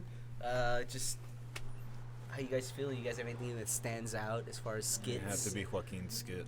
Yeah, honestly, I second that. That's my favorite skit too. That's the best one. That's my favorite skit. Felipe? What is yours? What was the first one? The first one was when I went over to go smoke the blunt. It was the Corona blunt. Oh, the drive-by? yeah. No. That was the second one. That was one for Luis's. That was the birthday one. The first one was where Felipe wouldn't pass me the blunt because of Corona. Yeah, that one was cute. That was a good one. He's like, nah, man. And you're like, what? And it's like, we've been smoking blunts together since kindergarten. Yeah. He's like, nah, man. Forgot about that one. Yeah, that shit was hilarious. That's the line that I really wanted people to like hear it. Like everybody's like, oh, I like this and this and this and that. And then like I can't remember who it was, but somebody was just like, they were listening to it, just like, smoking blunts since kindergarten. I was like, yes. No, scratch that. Juanito Feria. Juanito Feria. The character you've been developing since I first met you. And you finally did that skit. Holy crap. 210. Was it 420-6969. That poor guy. That guy has the phone number here in San Antonio. He gets called all the freaking time. Shout out to the Carpenter's Apprentice. Is this Juanito? Yeah, he told me that he's talked to that dude before. Like I was like, yeah, that's my phone number, and I get calls all the freaking time. Yeah, that's real? There is a local San Antonio. We should call him right now. Sorry, bro. It's like, hey, is this the guy? I feel bad now. Sorry, bro. Sorry, bro. We probably just fucked your shit up. Sorry, not sorry. Actually, that's my favorite one too. Juanito Feria. Yeah. That shit is just hilarious. The Sanato Chancla. Yeah. What about the ad for the Dakota? Oh, that one was great too. Has Ken heard that? I don't know. Fuck you, Ken, if you haven't heard it, dude. That was honestly like that was the first skit that we were like, oh my god, you guys, this skit was like 4 minutes. It's like really long. And then like fast forward to some burning. You guys smell that? Yeah, they're making the brisket, dude. Oh. They're burning that bratwurst. Yeah, they're burning the plastic off the brisket. Yeah, so what was I saying? So we were saying that the Dakota skit, we were just like, oh my god, it was like 4 or 5 minutes long. It's crazy long. Oh my god, it's way too long. And then like fast forward to like the Joaquin skit, and that shit is like 10 minutes. That shit is 10 minutes, bro. It's a whole SNL skit. I don't know how you did it, man. Writing all that out, comes out from the dome. Dude, and then I'm in Bear Brass with Ricky. Fuck yeah. Ricky, and he did the voice of one of the kids on the Zoom call one. You know, and it's like me and Art just like trip out. Like we quote him like he's like some personality from like TV or like the internet or something. He's like, teacher, I had a healthy BM before I logged on. Oh yeah, that was great. What is Actually, that was a really great one too, for sure, because so good. they all came together and they put their own like character into it, and it came out nice, naturally, you know. Check this out. Check this out. Check this out. Play it. We go. Teacher, I had a healthy BM before I logged on. Like, That's where that came from. man. I know how to find it, and I have it like in my files, just for whenever I just need a little pick me up. Teacher, I had a healthy BM before I logged on. What is Yeah, it? see, that character was good. Like, Yeah, he put killed it, himself man. into it. He killed it. What is it about you Laredo boys, man? Y'all got this personality that's like. No. I'm gonna be very honest with you, and anybody in Laredo will tell you this. Laredo is so repressed. There's not enough of a scene. There's not enough arts, culture, and music going on in Laredo, and people like me and Ricky are frustrated with that. And we just create, and we just go hard, and we just like, you know, you never hear, oh, dude, that fucking guy from Laredo, yeah, he put Laredo on the map. You know, none of us have that. All of us moved out of Laredo. Anybody who's anybody moved out of Laredo and made something of themselves in San Antonio, Austin, Dallas, Houston. Yeah. Laredo's just not the spot, man. You mean Jay-Z's never played in Laredo? I fucking doubt it. Come on, Jay-Z. I Come on, what are you fucking doing? doubt it. They're I waiting for really- you. They're I think starving. he had a show and he canceled it. Yeah. What No, a I'm just Jay-Z kidding. like thing to do. No, and you know what? We didn't get like something like the Alamo Dome or like the AT&T Center. And mind you, we got like something smaller than the Freeman Coliseum in Laredo. We didn't get one of those bitches until like 2006, 7.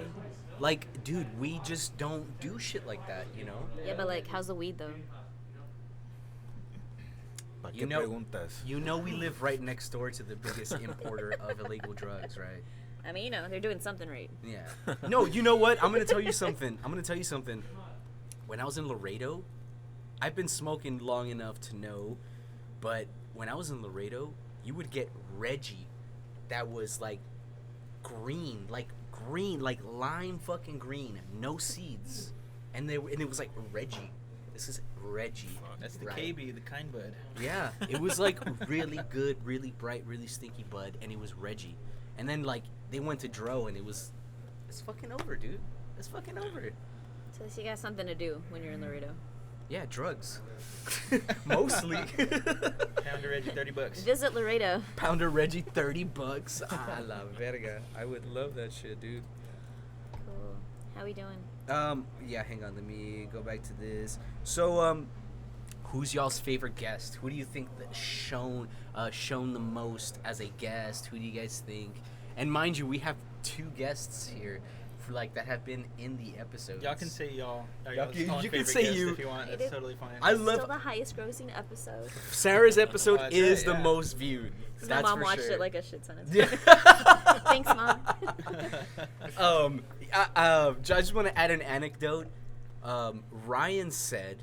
Ryan from Bear Brass and Los Nahualatos, Radio Tierra, all those bands, Espitia, he told me that his favorite episode was Luis's episode because he had never heard him talk so much. Oh yeah, he said he was. He was psyched for it. It's funny how a lot of whiskey gets you to talk. it. He had a lot of whiskey that night. Good job, Virgin. It was like 12 in the afternoon. Yeah. Yeah. That Bear Brass episode for me was pretty cool. Yeah. I really like that episode a lot. Yeah. Just hearing their stories and all that stuff. It's pretty awesome.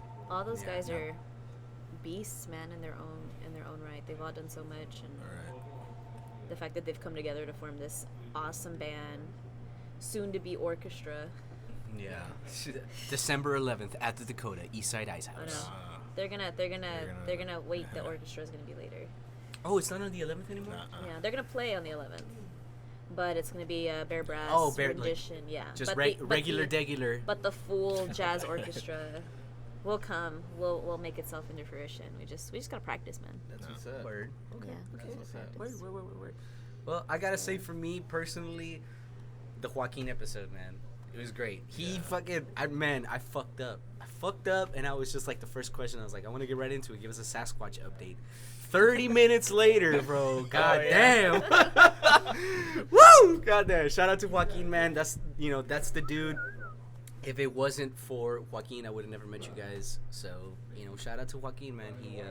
He got me into this shit, and I told him on the episode, if it wasn't for you, man, we probably wouldn't be sitting here interviewing you, because I would have never met all you guys, and life wouldn't have taken the turns that it did for all of us to end up here. So he's been a great person in the scene, and he's made a lot of moves, and he's made a lot of good shit.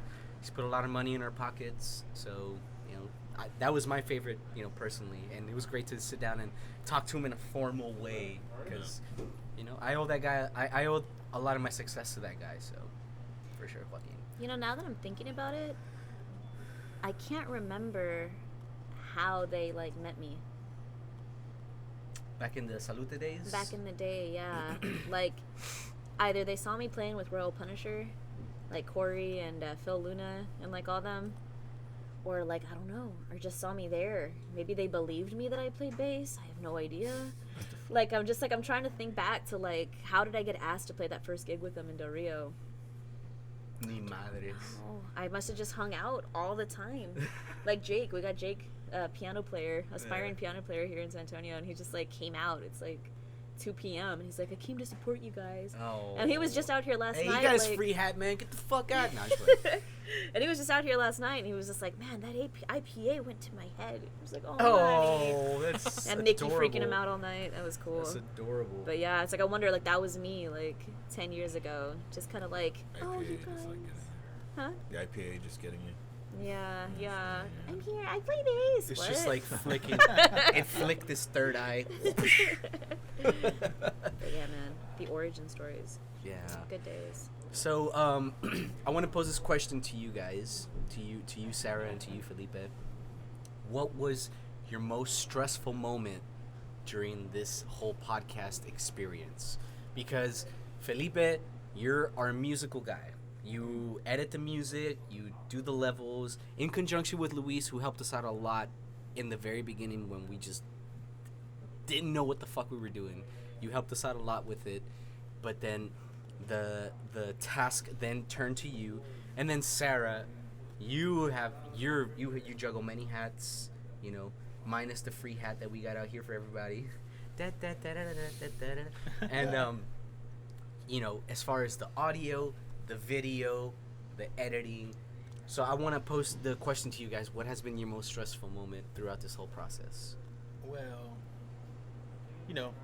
doing what we do nonstop is overall pretty stressful, right? But not so much in a bad way. To me, not so much that it's stressful, but the challenge of it all. And something that I really like about it, the stress and everything involved, is the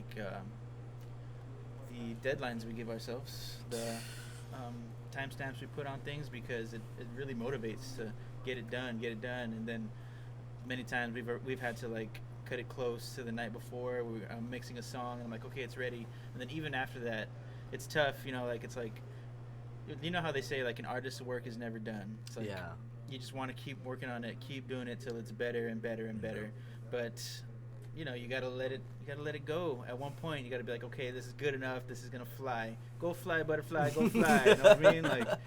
And that's been probably the more stressful part about it. But it's not really bad stressful. It's just real motivating. I feel like it goes hand in hand. Yeah. And just to add to that, I've seen Luis do the same solo 6 times. He's just no, again. For the Radio Tierra album, he's no. Another one, and each one is just crazier than the last. So it's the last 6 were amazing. One fucking back more. to what you said, it keeps building. Yeah. When you're writing for the podcast, you create something and it's okay, I could do better, right? And you better yourself that way too, which is cool. I mean, each song starts getting better and better and better, and then it just becomes this whole different thing, which is a wonderful thing to experience. Absolutely, man. Couldn't have said it better. As artists, we're definitely our own worst critics. Right. And if we're tired of listening to our shit, and we could poop something out one evening and the whole world would go crazy over it, but we might hate it. Yeah. And then no one ever hears it. We just scratch it. We're like, no, that was stupid. whatever. Yeah. Block of cheese. Oh! Yeah. Underground joke there. Yeah. C&W, I won't say the whole thing. Album so, 2. All right, bye. All That's right. for season 2, guys. Sarah, you want to share a stressful moment, or she's like, which one out of like? I don't get stressed. It's like anytime I'm in the room That's with a you Sarah guys. response right there. Everything has been so lovely and so wonderful, and you guys are so great. Woo! Oh my god. You going for the Oscar too? Damn, that's some good acting right there. I'm just so happy. No, fuck. Learning curve. Oh yeah. Man, the learning curve sucked for all of us. We are like, yes, we're creators and we're artists, right? But we are the artists. To have to do the technical shit, like we found out real quick why there's like sound engineers and why there's recording studios. Is because like I can't do what Tommy does. Tommy's a fucking genius over at Matador Records, you know what I mean? It's just like, yeah, it's just hitting like record and cutting it and slicing, but we didn't know how to do any of that shit. You know, it's like, oh, it's just computers. Yeah, but like, no, like we just want to hit like record like on an old like cassette tape player and like make the music happen now. But now it's like, oh, interface not responding, communication error, like, you know, playback, like whatever, clipping has occurred. Like, what the fuck? That was like, that must have been the hardest. bitch, I don't even play for the Clippers.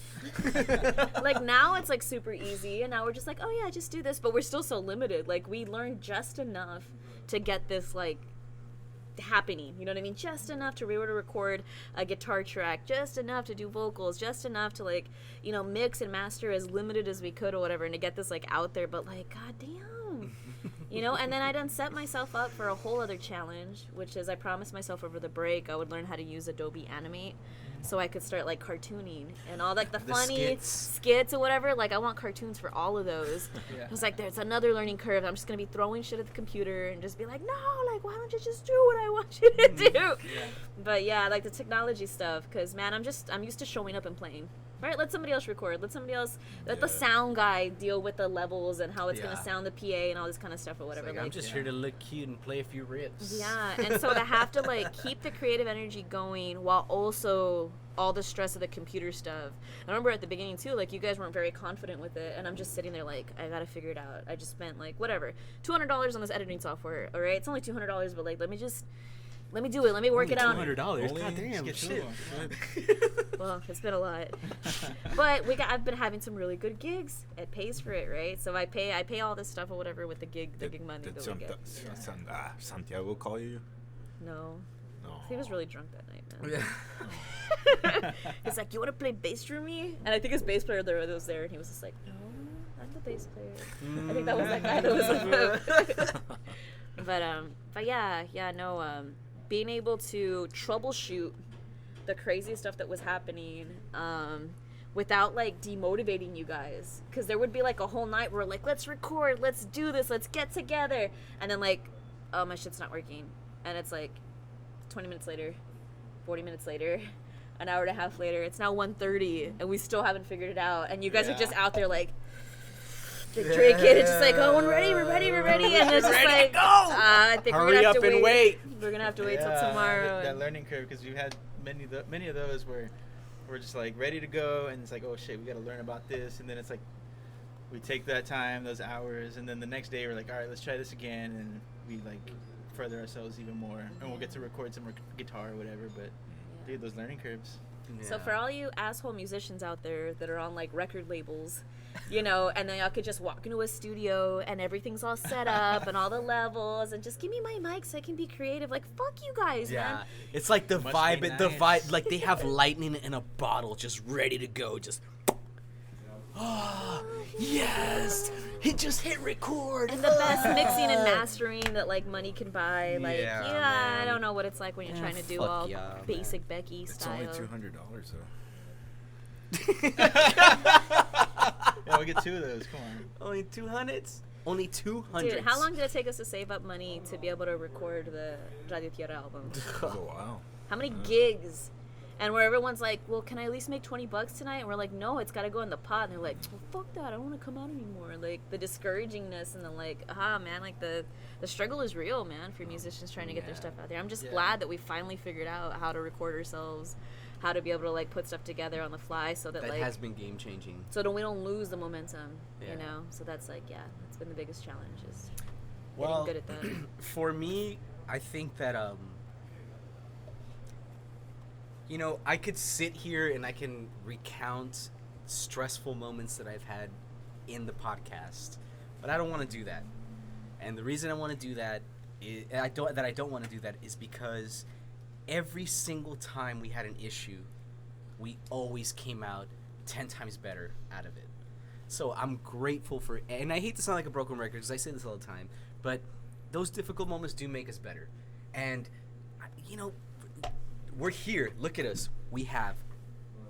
Felipe, when we first started, no, dude, we got to drink some coffee and be straight. And here we are after even like I want to, like, going back to all the way before the 1SK days, before this was even just like a little baby idea, a little amoeba, you know. At the kitchen table. Yeah, at the kitchen table, dude. You know, all the shit that we went through, all the times that we just like secretly went to bed like upset with each other, or just like upset at the situation, or upset at this and that. At the end of the day, I love you. Here we are. Here we are, and we've made the best out of the situation.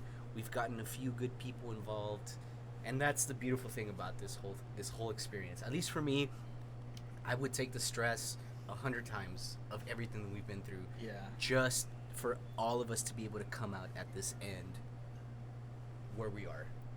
Yeah. That's the beautiful thing. You sure that's not just the Heffenweisen talking? Oh, we're almost out, man. Dude, the Heffenweisen writes all my rhymes. Let me tell you something. Banana. Writes all my The bars. banana. So what's gonna be a goal for season 2? I hope Luis is gonna join us more for season 2. He is, whether he likes it or musically or whatever. That's another reason why I brought him out. I was like, I'm gonna put this motherfucker on camera All season so 2. we can sue his ass All when he season doesn't 2. want to help us. It's gonna be in his bedroom. The whole season 2 is gonna be in his bedroom. Down in the dungeon. Dude, no, but seriously, that's a great space. He's just gonna be like It's a asleep great space. in the background every single episode. Crowd told me, he was just like, man, if Luis doesn't move in, I'm gonna make it like a fucking podcast studio. That's what he was. Yeah. So, shit, man, if we have to, we'll fucking go out there and we'll fucking shoot some shit. So, what's gonna be a goal? I'm gonna pose this to everybody. Anybody that wants to say anything, I would love to hear what a goal would be for season 2, which I hope will start rolling out around late January, early February. I'm ready to record more music and write more songs. We got so much stuff in the vault. Anytime we get together and like we're in it, we pump out some new stuff. So I'm looking forward to continuing to create some content and shaping it out so it sounds real nice. Real nice. Ooh, nice and thick. Very nice, With yeah. 3 C's. With 3 C's. 3 C's. You're thick. For me, it's all about increasing the production value.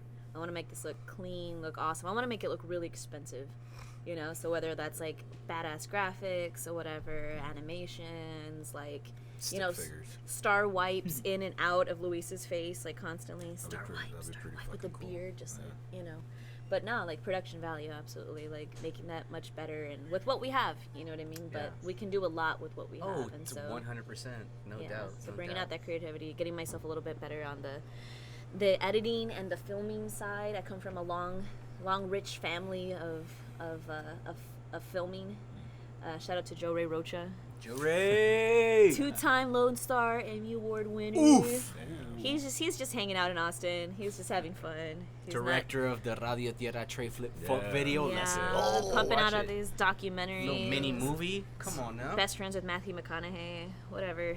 All right. But yeah, so all right. So we got to this critical moment in our careers where we were both living in Austin, and I told my bro, I was like, dude, this town is not big enough for the both of us. This town ain't big enough for the two I of us. secede. You take Austin, and I'll take San Antonio, and just don't. No regrets. Yeah. Don't come and fuck up my shit. So I gotta represent. I gotta represent San Antonio for us as part of en parte de los Rocha brothers. Don't let me see you on my turf again. He's like, yeah, I know we're family, family, but I'll fuck you up, bro. I'll meet you in San Marcos. I'll meet Neutral territory. San Marcos. Hey, meet me at the Nike outlet, bro. Meet me at Buc-ee's. Meet me at Buc-ee's. Oh shit.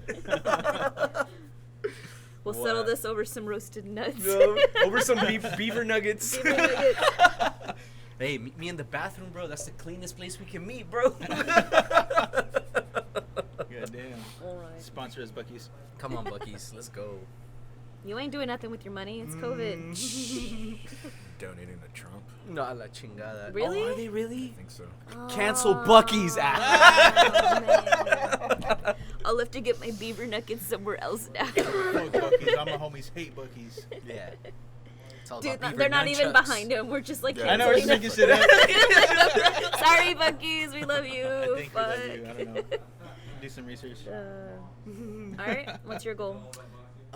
Season 2. My season 2 goal is to continue to document more history. You know, I have like a weird role in this whole musical scene, right? I'm like, as far as I can tell, I'm one of the only MCs playing with like legit ass bands, man. Like being backed by legit musical, we're not talking about beats and samples. We're talking about real life musicians coming out here doing their thing. So since the beginning, since I started this ride, I've always wanted to meet a bunch of different people and expand. I already have a list of people that I want to talk to. I have a list of people that I want to pick their brains. Some of them seem really interesting. I know that a lot of them, I'm just gonna kind of I'm gonna see the cape be removed for a lot of people that I want to interview. But at the same time, I just want to continue to document history, talk to people that have been doing their thing here in San Antonio, and just pushing the musical scene forward. I knew since a very young age that I wanted to do something with music, and I've always loved just talking to people. I remember being a kid, and you guys remember the Yak Backs? Oh, yeah. You guys remember those shits? No, I don't. It was this little toy that was kind of like a tape recorder, and you would record a few minutes of audio, Oh, is that and then you the- could play it back. That's the That's who Home Alone Yeah, that's who thing. Kevin, Yes. Kevin Yeah, That McAllister thing. had one in Home Alone. No, that was a Good Talk record Boy. shit. Chill. Oh, was wait, a you're Talk right. Boy? Yeah, that was a Talk Boy. Yak Back is like the Laredo version. Yak Back That's is the one like... that you could afford at the flea market. Wasn't that only like a Talk few Boy. seconds of like... Yes, and Yeah, and, Yak and Back like was and a like you short could thing. pitch it to be higher, pitch it to be low. Okay. No, it's the same thing. No, Yeah, it's No, it's It's Talk Boy, Yak Back. Yak Back was just a little Laredo. little thing. Okay, McDonald's, Burger King. Okay, it's the same shit. It's gonna. You're right.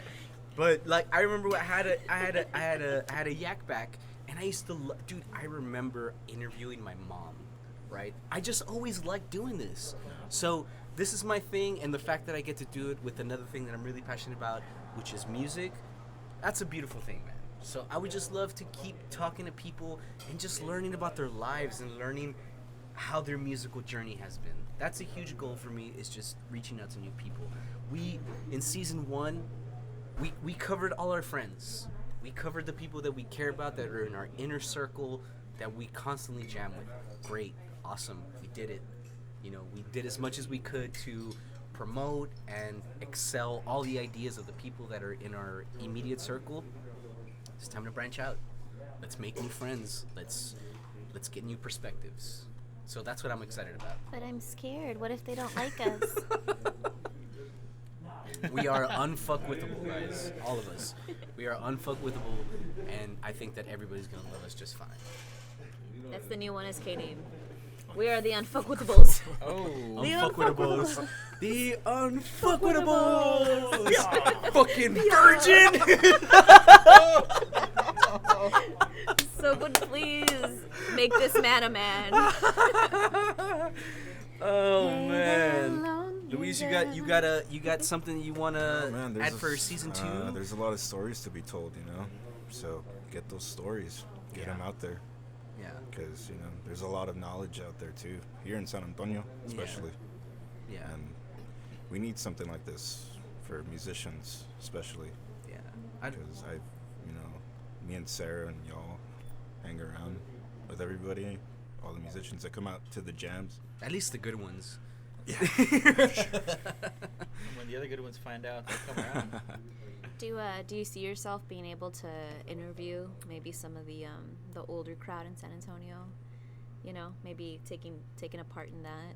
Who, You know, me myself? you yourself, yeah. Nah, I can't do Getting that. those stories out, you Nah. know, because you know I've got some beautiful hosts, some wonderful personalities here, but there's something about this timid, gentle bear of a creature here that. Nah, I wouldn't be able. These two guys handle it pretty well.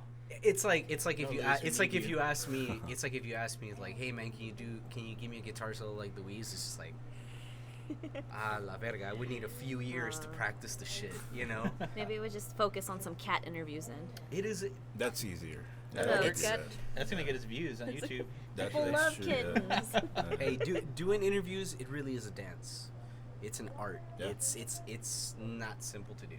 Yeah, man. I think that's Felipe been- can attest to it. That's been a huge learning curve for us as well. Interviewing different people and getting their perspectives, and we'll have it like prepared, right? But they'll always throw us for a loop. Every guest throws us for a loop, and we'll Yeah. learn something new from all of our There's guests. always a little fuck up, right? Yeah, and it's I'll like, be oh, like, shit. oh, Felipe, I'm sorry, man. I asked the wrong question. You were supposed to ask that one, dude. My bad, dude. That too, yeah. You know, but it's all nobody good, will you know? ever know. Nobody will ever know.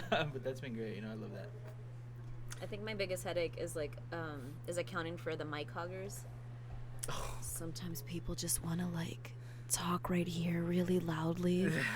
And man, I'm over there trying to EQ the shit out of it. It's just not working. I'm like, I don't know. Let me just blend it with my Dude, iPhone audio or something. that Bear Brass episode was Leo, right? Oh was man, a it was a Leo night. Day I'm is- not gonna lie, man. It was a nightmare, dude. Like the behind the scenes shit was just, man, Sarah, the patience of a Buddhist monk, man. Holy and then shit. and then every 4 The seconds, magic. bum fuzzle, and then the whole fucking oh crazy. It was like Pee-wee's fun house, Yeah. man, up in That's- there. that's The exactly what I couches were modeled like it this. after. That's exactly what I modeled it after. The mailbox is like, so what's funny. up? Yeah, that was weird. Morpheus in the back with a cowboy hat, like Also known as Lawrence Fishburne. Lawrence Fish With a Burger. perm. With a perm. Yeah, Lawrence Jerry Fish Cool. Fry. Cool. We're out of beer, man. We should probably Yeah. get this. Well, Short that's moving. it's Wrap actually this perfect up. timing. I wanted to close with this and say, we're gonna go around the room. Who would you guys love to see on this podcast? We're all looking at Felipe, right? All of us are sticking. She's just like, Felipe, say something. He saw Claudia Fisher. Oh man. He's all, what's that chick that did the San Antonio? Oh, dude, that shit would go viral. Everybody in San Antonio wants to hear her. She was a moment in time for sure. For sure. You gotta see that video. It's this girl in San Antonio. She sings a song about San Antonio. She freestyled. She's like, She sits backwards on the chair like, yeah, I'm that crazy bitch. What? and she's all, She's like the She most. must be from Laredo Yeah, as she's well. the most Laredo San Antonio girl ever. I'm not from Laredo, but my parents are.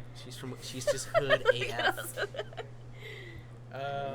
Shout out to her and all her baby daddies. And then She's probably a good Who do you wanna Christian see? girl. Who do y'all want to see on the podcast? I have a list, so it's not fair for me. But I can name any one of those people. on Who's that the list. dream guest? I got big dreams. Joaquin Castro. He just started his own podcast.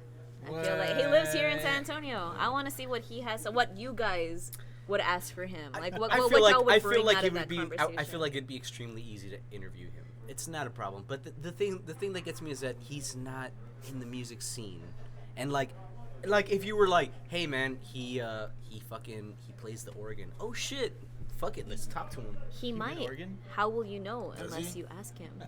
He might play the organ. Okay, That B9. Okay, what has he done or what has he contributed to the music scene?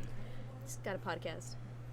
That's Doesn't what I'm count. saying. Yeah. Like that's He's what I'm got saying. A big Like. house and a big fucking And car. also, let's not forget that he made a presidential bid in 2016. So a good portion of the country knows who he is. You know, he's a famous Latino. And then in San Antonio, everybody knows him. So like, I would not pass up the opportunity to do it, but also I'm not like. Yeah. Well, I know Ron Nirenberg loves doing karaoke. Ron Nerdberg? Yeah, he came up to the Dakota when he was coming up for his re-election during his mayoralship, and he was just like, "Oh, I just want to do some karaoke." But at the end of the day, he, no offense to him, I like him as a mayor and as a person, but it could all just be pandering to, hey, I'm here with the people, and I'm gonna do some karaoke. That's part of being a politician. Touche. Quit hating, dude. You know what? I just want to have actual, legit, creative, if possible, musicians on the podcast. At the end of the day, Who's the dream guest? I have a few. I would love to get Vocab in here. Oh, are you talking locally? Oh, I'm 100% locally. Okay. 100% locally. I would love to get Vocab in here. I'd love to get Amalia in here, which is not super undoable, right?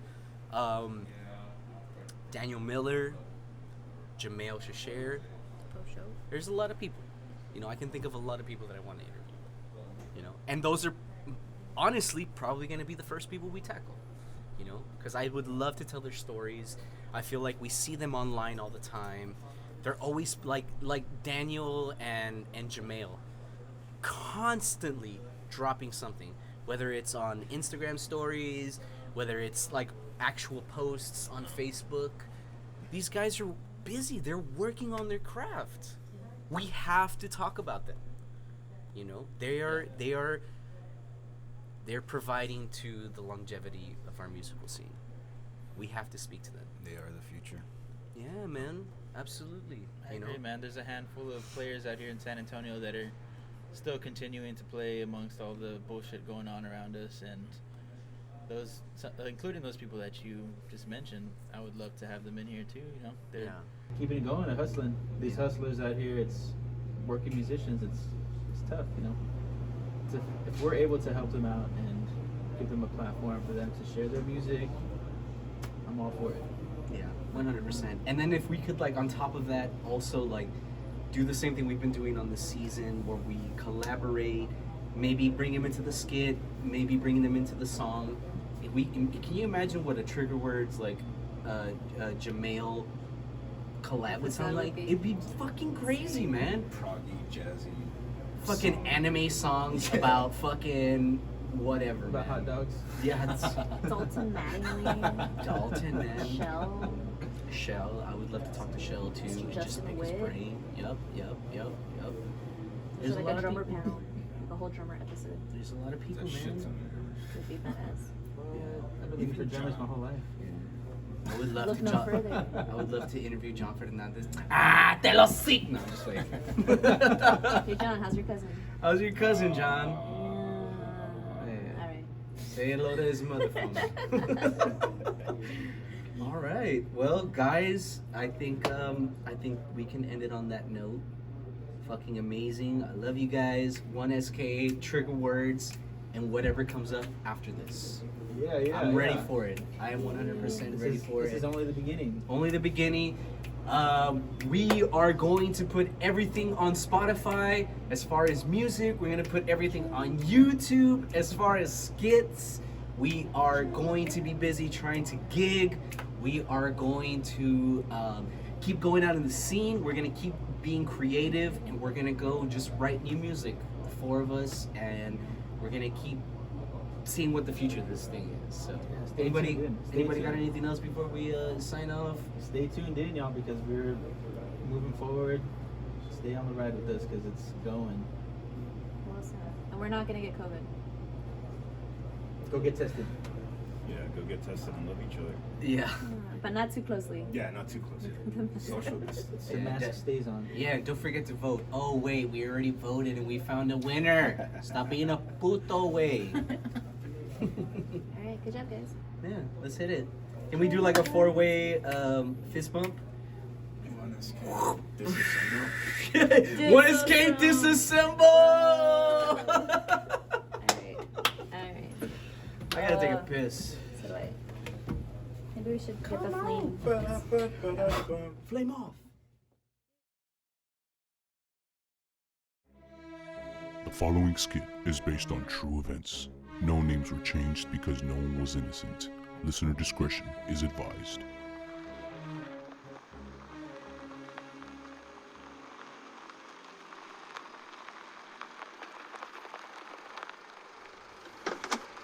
Hey, are you Felipe? Yes, Felipe, that's me. Are you, Lin? It's pronounced Jianlin. No worries, it happens all the time. Yeah, people have a hard time with my name too. What was that, babe? Huh? Nothing. Thanks for picking us up. This is Art. Good evening. And this is Sarah. Hello. Nice to meet y'all. So I see you're headed to the strip, celebrating a birthday or something? Nah, it's not even that big of a deal. Our buddy Felipe here suggested we go out for one shot. That's it. Just to cap off the night. Besides, we all have work in the morning, so you know how that goes. Yeah, if you happen to be in the area still, we might catch you again. We won't be too long. Yeah, I got school in the morning. Oh, come on, you only YOLO once. These are your college years. Live it up, girl. I wish I had done my college years differently. Long story short, that's why I'm driving this Uber. Anyways, I'm striving to give you a 5-star experience. Please help yourselves to mini water bottles, candies, and phone chargers. Oh, dude, she's got ring pops. Baby bottle pop, baby bottle pop. Help yourself, babe. I get the sack of 500 from Costco. Oh, that reminds me. Y'all know that Brent Berry has a cover band called Panic at the Costco? Who's Brent Berry? Oh yeah, he used to play for the Spurs. He was a shooting guard. Number 17. Apparently, he's the VP of Spurs basketball. Oh, okay, thanks. Fucking nerd. Well, I didn't know about any of that, but my husband and I are big fans of his. We saw him at the Pigman the other day. He does this great cover of Sweet Caroline that is to die for. Do you guys know anything about live music? Y'all follow any local bands? Nope, not really. Oh look, we're here. Thanks for the ride, lady. Peace.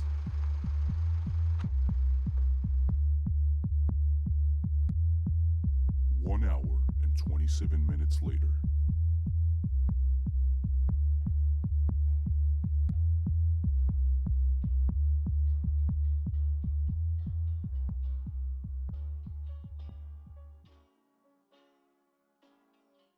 Hi, are you Daryl or Driver? That's right, little lady, but call me Mr. Bill. Ew. What? Trying to fuck. What was that, boy? Don't listen to him. He's taking like 4 shots already. Alright, just shut up and sit there quietly, babe. I want to dance. I know, we're on the way to the squeeze box. You can dance your little heart out there. Yeah, hang on to your britches, boy. We're only a few blocks out. Just have to get through this horde of heathens on the road. Where they at? You see, that's your generation. Instead of finding one nice girl, y'all go around making whoopee with every Jezebel you can impress with your Twitters and your selfies. Ever since they took the church out of the schools, everything has gone to hell. Hail Satan. Boy, what in the hell are you talking about? Same shit you're talking about. Alright, I told you to just sit there and shut up. You're getting all necio. Chill out. You're gonna piss Mr. Bill off. You mean Daryl? You mean Trill Bill? You can call me what you want, boy. Just don't call me a Democrat. They're not Christians. They don't believe in the Constitution, the Bible, or that all lives matter. So I assume that you've accepted Donald Trump as your Lord and Master. You're goddamn right, boy. And if you were a God-fearing Christian like the good Lord intended, you would too. Oh man, I can go for a bowl of the Lord's chips. Hey, trigger words. Oh look, we're about to pass Faust. Y'all want to get some trigger words? Yo. Let's go. Hey, Mr. Darrow, can you just drop us off here? We can walk the rest of the way. Ah, that's fine. You kids are sneaking up my trunk like the devil's lettuce anyway. And that's not Christian. The good Lord created everything except that putrid weed. I hope y'all find Jesus. Okay, Trill Bill. We'll let you know if we find him. See you later, Mr. Bill. Ew.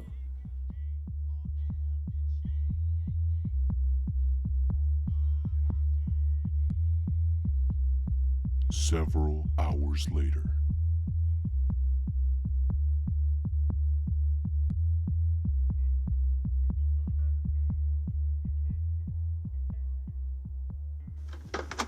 Hey, are you Zach, our Uber driver? Guilty. Come on in, Arturo. Dude, thank you for being out so late. You the real MVP. All right. Sometimes I feel like I should be wearing a cape when I'm driving the old cosmic wagon. So, I see your directions that you want to go to Colorado? Is that right? Yeah! No sleep till Red Rock! You're not down. I mean, I'm down. But y'all know that's going to be like $3,000 at least, right? Money is not an object. I want to sleep in the mountains under the stars tonight. Come on, be our hero, Zach. Strap in, friends. We're blasting off. Do you have any Guinness? Sorry, friend, I'm all out. Damn, it would be much cooler if you did. We should call Jan Lynn, see if she wants to party. Where the bitches at? Trying to fuck. I don't pass out for a bit. Save some energy for Red Rocks. Can we stop at Balitos? Mini tacos and bitches. Can I smoke in here? Sure, friend. Just crack that window. This is gonna be the best night ever.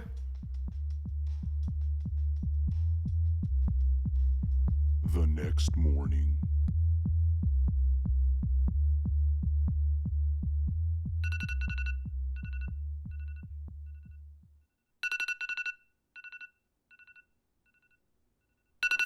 Fuck. Oh my god, my head is fucking killing me. You should call in. I'll make you eggs and waffles, Ah! babe. Jan Lynn? What are you doing here? Waking up next to the sex god. Now I know why they call you BDF. Not again! Damn you, Shot Krew! Oh, quit your fussing, babe. Come get these pancakes. I thought you said you were making waffles. I did.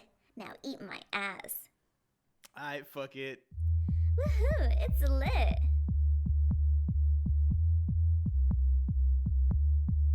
Finn.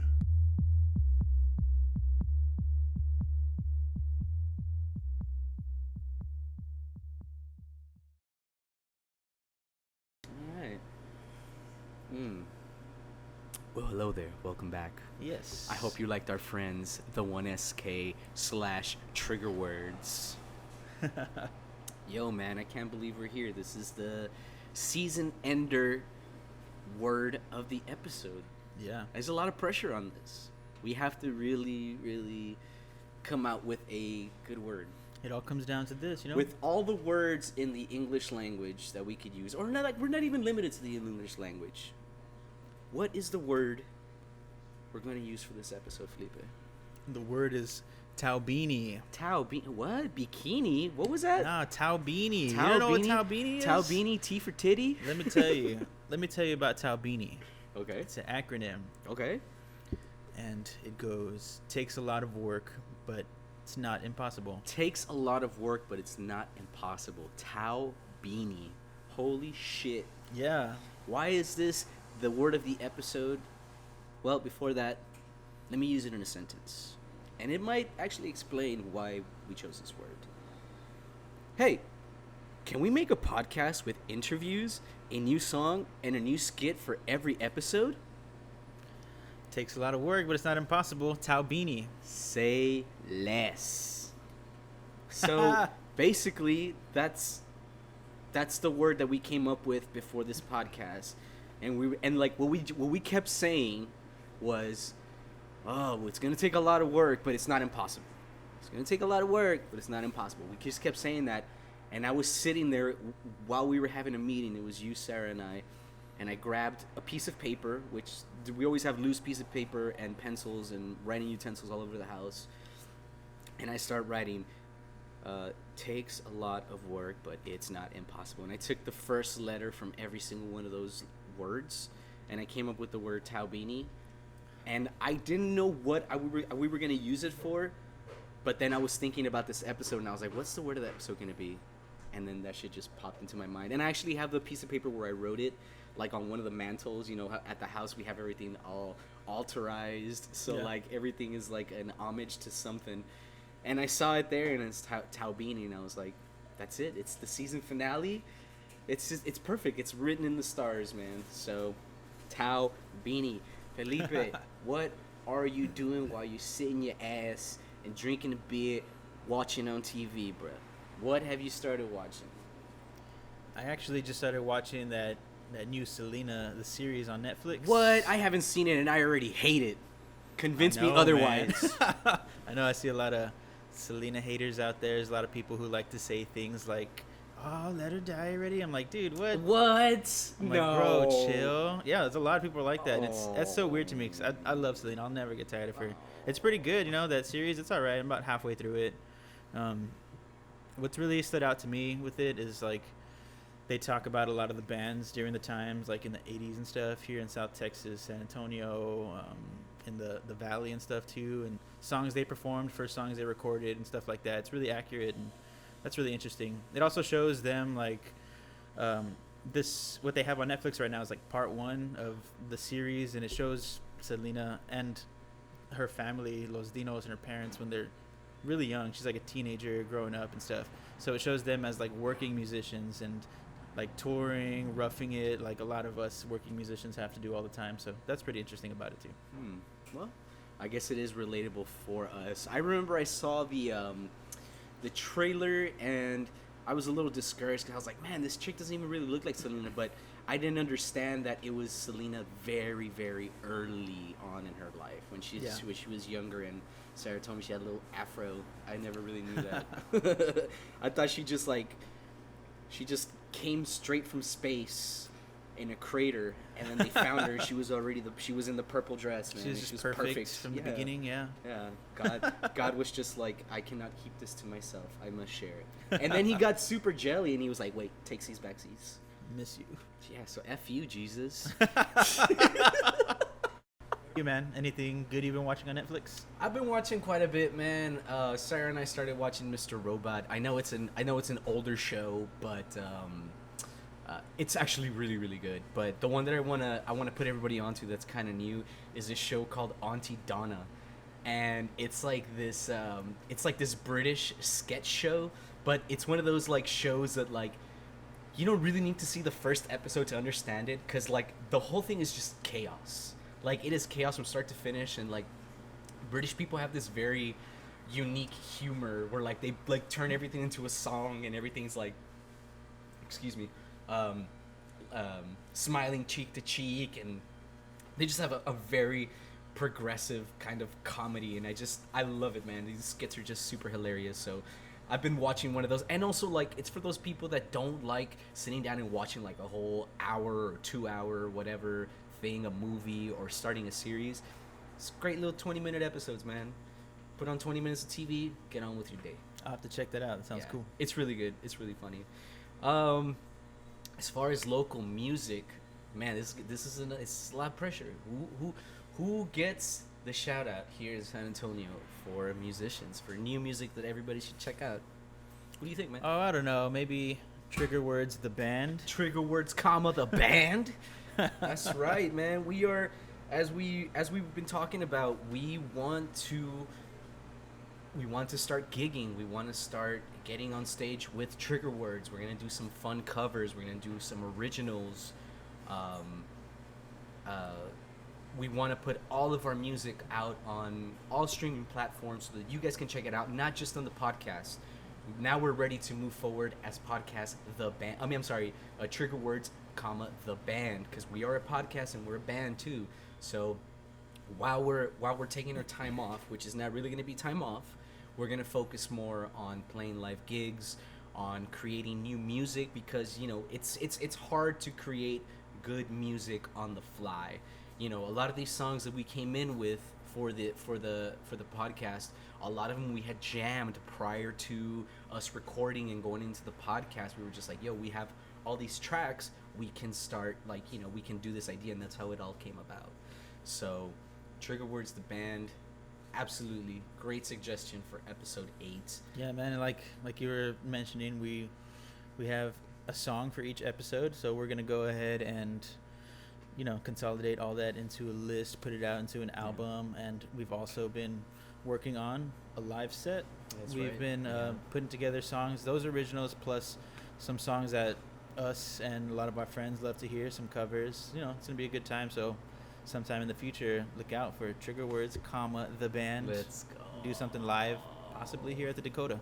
Yeah, I would love to, man. I'm super psyched for it.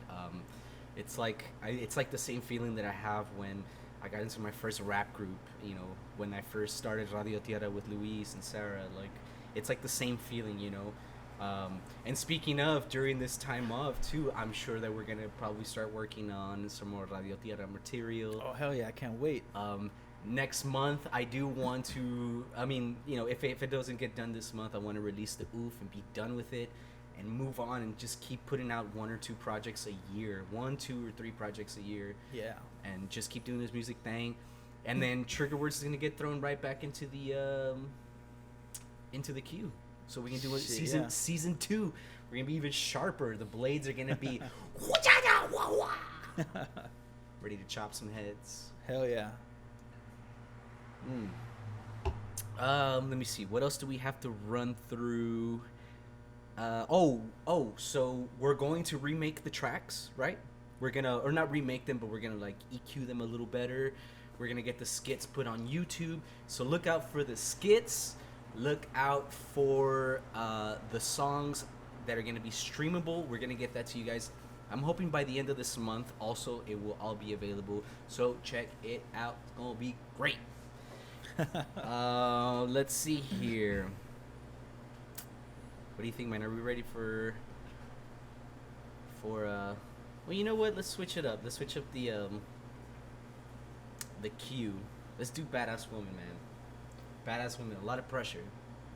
Let's hear it. What do you got? Because this is the last episode, like I said, man. So we got to really nail this one.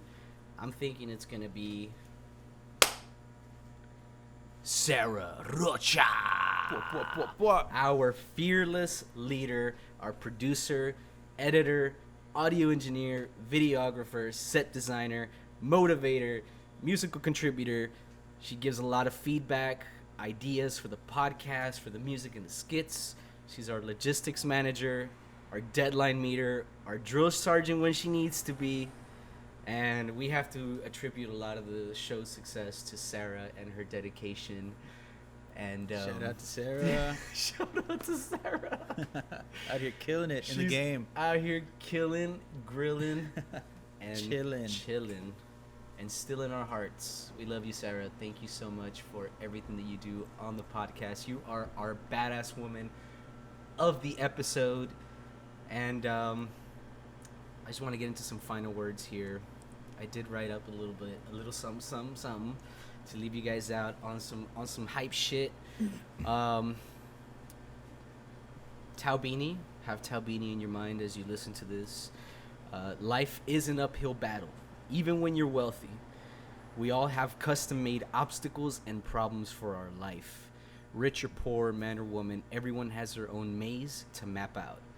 The key difference is whether the individual has the will, the grit, and opportunity to accomplish goals. Some wealthy people are fine overindulging and dying early.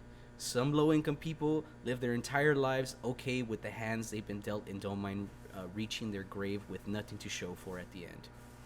And they're cool with it. Myself, I live by nothing ventured, nothing gained. Get up, get out, get something. It takes hard work, but it's not impossible. Nice, man. Yeah? I got something. All right, let's go. I got some final words. Let's go! You know, people tend to only remember the best parts of someone. They forget the work it takes to get to that point. We all got to start somewhere. I'm just happy to be on this journey. I'll always be riding this wave, balancing through it. Just like, yo, man, we're all out here. Let's go. Great things are ahead for all of us. As long as we're out here, we're working for it. We're going to continue to put in the work, get what's ours. Taowbini takes a lot of work, but it's not impossible. Let's go. We got all this work. We got all these things to do. And you know what? Love us or hate us, we're here and we just want to share our peace.